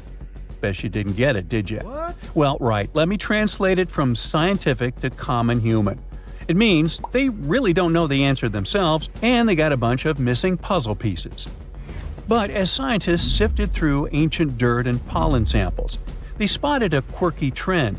Wherever there were pastoralists, also known as humans with their domesticated animals, the plant life seemed to shift. It was as if every time humans and their furry friends meandered through the greenery, they turned it into scrub and desert right behind them. Oops. Yep, chances are that by overgrazing, humans were sapping moisture out of the atmosphere, since plants give off moisture, which helps make clouds and making things even sunnier, leading to a quicker end of the humid vibes.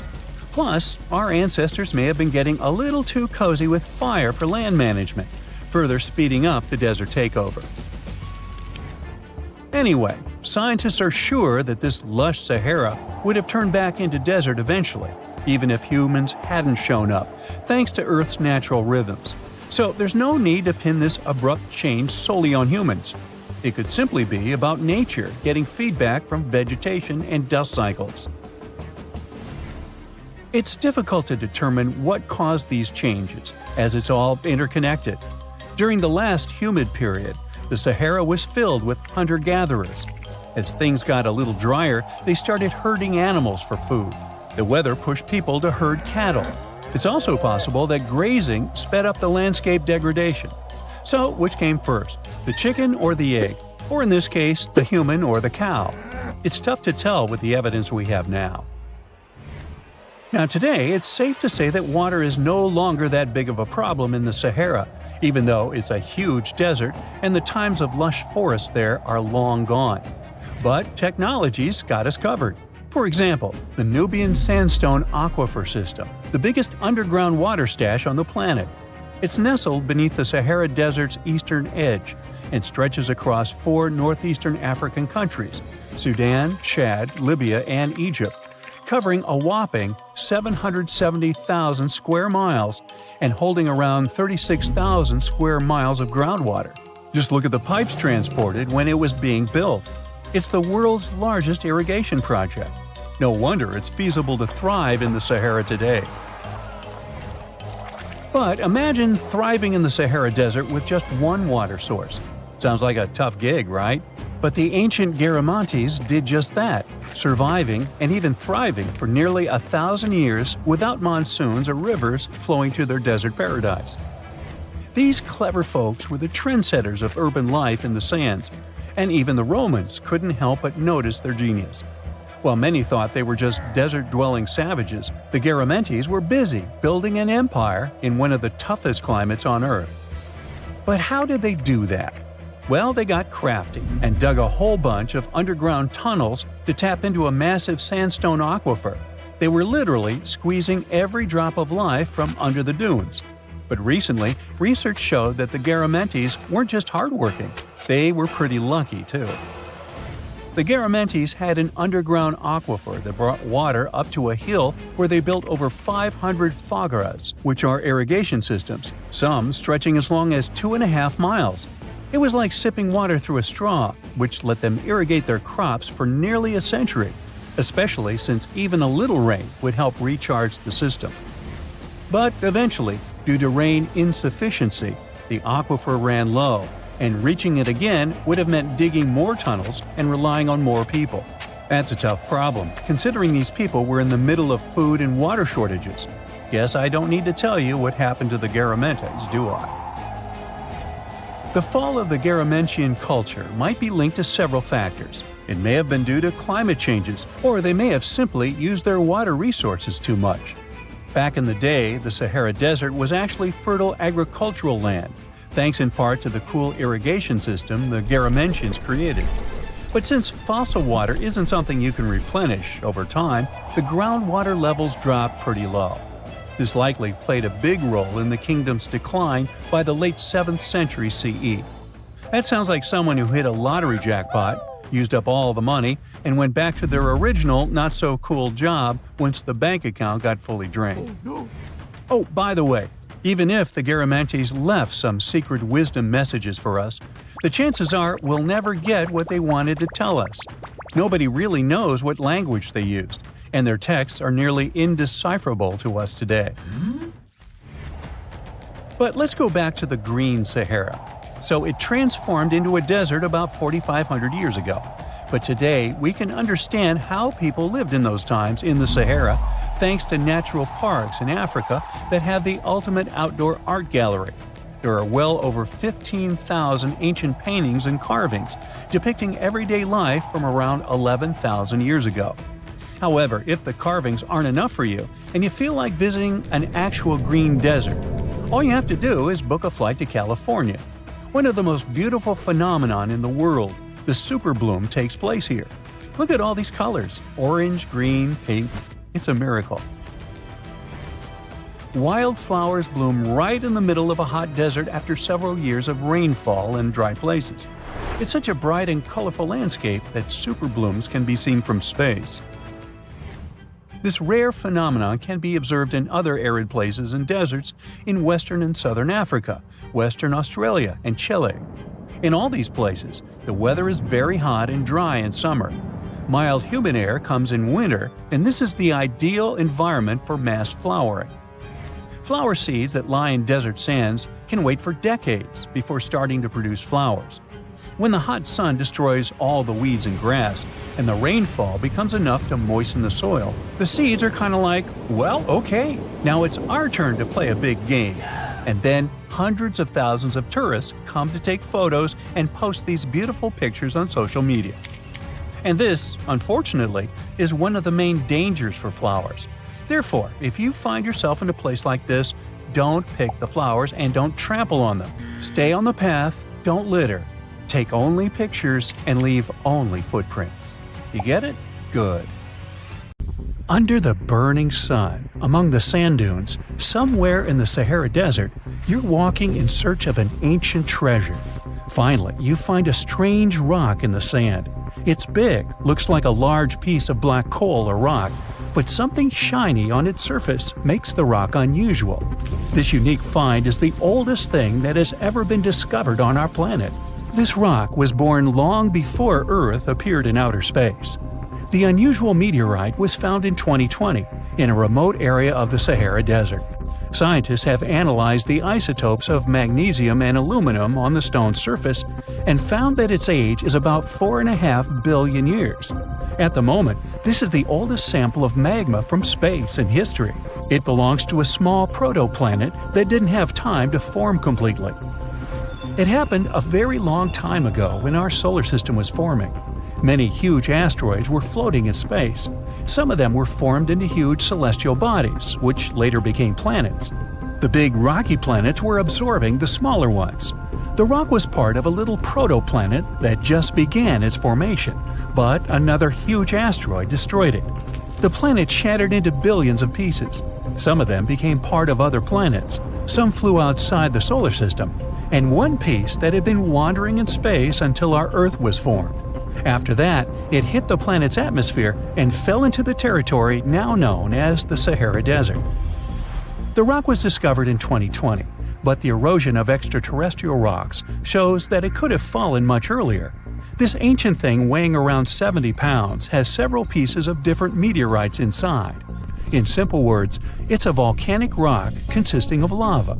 It has cooled, solidified, and crystallized. That's why you notice the glitter. Scientists hope that further study of the rock will help to learn more about our solar system foundation. The biggest asteroid discovered in the U.S. is the Willamette. Its size is 84 square feet, and its weight is more than 15 tons. This is half the weight of a bus. Several people can fit on the surface of this outer space object. But the coolest thing is that it's not a rock like most meteorites that were found. Willamette is made of nickel and iron. This massive piece of metal was discovered in 1906. Now, the huge rock is kept at the American Museum of Natural History. The largest meteorite ever found is Hoba. It's located in Namibia, and people have never changed its position because it's too heavy. The weight of Hoba is 60 tons. It's heavier than a tank. The next space-related event occurred on February 28 in southwest England. On this day, a huge flash lit up the sky. Then there was a loud crash. Several residents opened the doors of their houses and noticed a black sooty spot on the lawn. They immediately guessed what had happened and reported the discovery to the British Meteorite Observation Network. If you ever find a meteorite, report it to some geological research or space center as soon as possible. The longer a space rock lies on the ground, the faster it loses its value. Rain, dust, snow, wind, scorching sun, all these factors damage the surface of the meteorite. It makes it difficult to study the celestial object. The meteorite found in England looks like coal, but it's way softer and more fragile. It most likely used to contain frozen water. The rock is part of a huge asteroid that plowed through outer space when our solar system hadn't fully formed yet. They found a unique combination of minerals inside the rock. It can help scientists learn more about the origins of the solar system and life on Earth. Now we're heading to Germany, to the small town of Nördlingen. A huge ancient meteorite's hidden here. It's very difficult to notice it unless you know the secret of this town. You're walking along the cozy little streets and looking at the buildings with beautiful architecture. You spend the whole day there and don't find anything that reminds you of a meteorite. To solve the mystery, you need to get out of town. So you climb a high hill and see that the city is located inside a pit. For a long time, locals were sure the house was located in the crater of an extinct volcano. If you look at the houses from a certain angle, you may notice an unusual shining coming from them. In the middle of the 20th century, a group of geologists came here and immediately declared that the crater doesn't look like a volcanic one. The town was built on a huge crater left by a meteorite. The huge celestial body fell here about 15 million years ago. It was so hot that the carbon bubbles inside instantly turned into small diamonds. When people were building this city, they didn't know they were using expensive stones, since the diamonds were hardly visible. The locals never attached importance to the fact that the city walls shine unusually in the sun. Now they believe this place was built from diamonds that had fallen from the sky. Our next stop is in the UK again. This time the rocks are of an earthly origin. The famous Stonehenge. People place circles of rocks here in a certain order. Everyone knows about this archaeological monument, but no one knows the reason for its creation for certain. Another construction built out of mysterious rocks was discovered just 2 miles away. It's called Superhenge. It's bigger, heavier, and takes up more space. Each plate here is 15 feet, which is about the height of 2 floors. Once, the stone stood vertically and formed a huge semicircle. But someone pushed the stones over about 4,500 years ago. It was a college prank. No, not really. That's why they couldn't be detected for a long time. Scientists still can't solve the mystery of Superhenge, but they believe the standing vertical stones were part of some huge monument. Some other amazing rocks are located in the south of Costa Rica. There are big ones, the size of a human, and there are smaller ones, the size of bowling balls. And they all have a perfectly round shape. These giant rocky spheres were created by people. It must have taken years of polishing using stone tools to get the perfect round shape. These balls are incredibly heavy, but can easily roll like a basketball. All the rocks are of a different age. Some of them were created about 2,500 years ago. Most of them are made of molten volcanic magma. Until now, scientists don't know for what purpose these stones were used. They were found in different parts of Costa Rica, near big cities. It's possible that ancient civilizations installed them specifically to show the greatness of local kings. Also, many experts believe the rocks were used as a tool for studying astronomy. The people who knew their purpose of the rocks had disappeared, and the history of the stones was lost along with them. Let's finish our journey with the coolest archaeological find. You're walking through the desert of Peru and climbing a low hill. You look down and notice the surface of the hill is covered with strange lines. You walk far away and see a huge cat on the hill. Such a drawing is called a geoglyph. Its length is around 120 feet, which is about half the size of a Boeing commercial jet. Archaeologists discovered the giant cat in 2020 and found out that it had been created somewhere between 200 and 100 BCE. This huge drawing is part of a mysterious group of different pictures. In addition to the cat, there are other animals, plants, and fantastic figures. All of them were found in the desert of Peru. The kitten was found by chance. Archaeologists didn't see it at first because natural erosion on the hillside had almost erased the silhouette.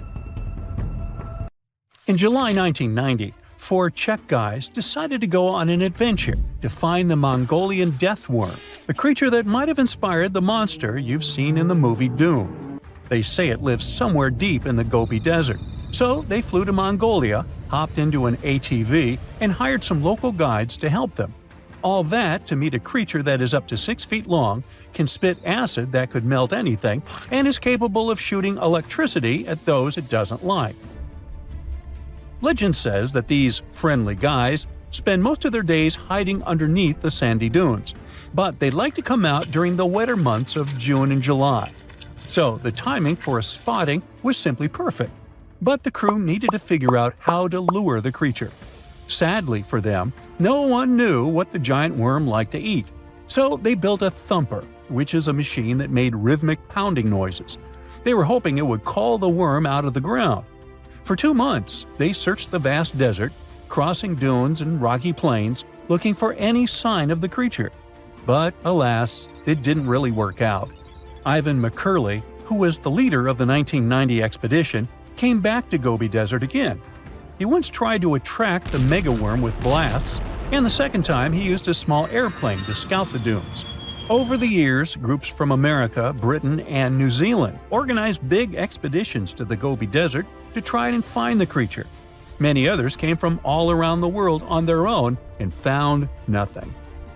The people in the West first found out about the megaworm of the Gobi Desert thanks to an American paleontologist, Roy Chapman Andrews. This brave man was probably the inspiration for Indiana Jones. In 1926, he wrote about the creature in his book.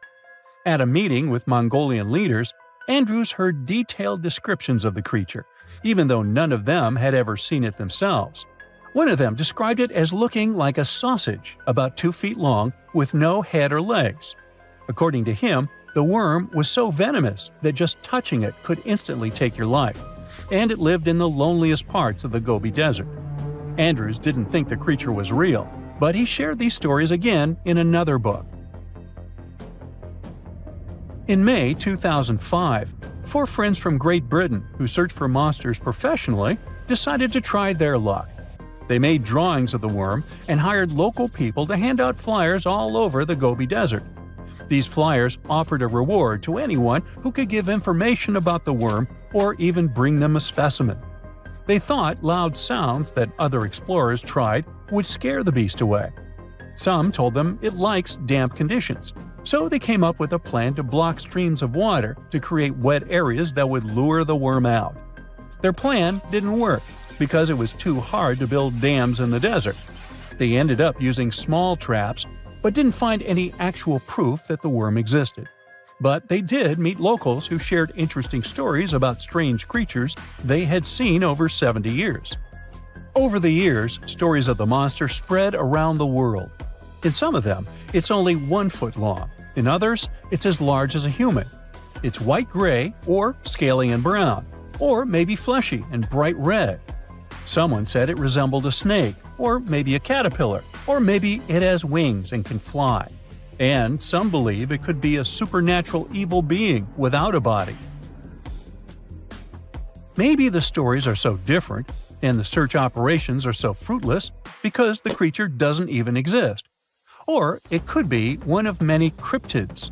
Those creatures like Bigfoot, Yeti, the Loch Ness Monster, their existence has yet to be proven. In 1983, one scientist who was visiting the region heard that an old man had managed to catch the mysterious worm. He also learned there was a nest nearby. The scientist bravely approached the hole in the sand and put his hand inside. A giant creature dragged him in, and he was never seen again. Just kidding. He actually found a Tartar sand boa inside. It's a chunky, burrowing, non-venomous snake that has small eyes and gray-brown scales. He showed it to the locals to verify if it was the monster, and supposedly all of them said yes. Most Mongolians who know about the worm still believe it's real. Now, even though people call our supposed monster a worm, it's just what it sounds like in the English translation. Many Mongol cultures have used this word for centuries to refer to any animals they thought to be really dangerous, especially snakes, even non-venomous ones. So, it doesn't have to be a literal worm after all. Worms are soft and squishy, but a creature living in the harsh Gobi Desert would need to be tougher, more like a snake or a type of lizard without legs.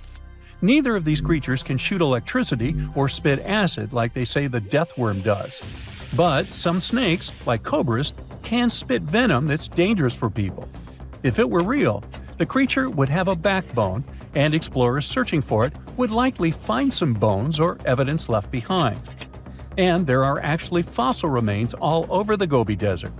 Scientists found representatives of over 80 dino groups here over the last almost 100 years. It all started with the world's first dinosaur egg nests. This discovery changed all the scientists knew about dinos. It was the first proof they laid eggs. In the following 2 years, the same expedition team unearthed over 100 dinosaurs and took them to the American Museum of Natural History, where you can still see them today. Some of them were swimming around in the Cretaceous Sea that used to be here about 71 million years ago. They resembled modern birds. The mystery of the megaworm is still unsolved, but there used to be another mystery scientists finally managed to explain. Back in the 13th century, a famous traveler, Marco Polo, not the guy from the swimming pool game, crossed the Gobi Desert. He thought he could hear mysterious noises, like the sounds of musical instruments such as drums. He wrote about it in his book and believed he might be hearing the voices of restless spirits. Scientists call these noises singing sands or booming sands. Unlike the squeaky sound you might hear when walking on a sandy beach, these desert sounds are much louder, like a musical instrument playing deep, haunting notes. Over the years, people came up with all kinds of ideas about what caused the sounds, like underground water or winds making the sand vibrate. Not all dunes can do this, and scientists wanted to figure out why. Sometimes the winds might cause a small avalanche on the side of a dune, and then you can hear the magical sound start. But this is rare. So, to study it, scientists had to help the dunes sing. They climbed to the top of a dune and slid down on their backs, using their hands and feet to push sand down. As the sand tumbled, the sound started softly and got louder. They could even feel the vibrations with their hands. So they found out that for a dune to sing, a few special things need to happen. The grains of sand must be the right shape. The dune has to be big, and the sand must be very dry, so no singing after it rains. Inside the dune, there's a hard layer of packed sand that acts like a giant speaker.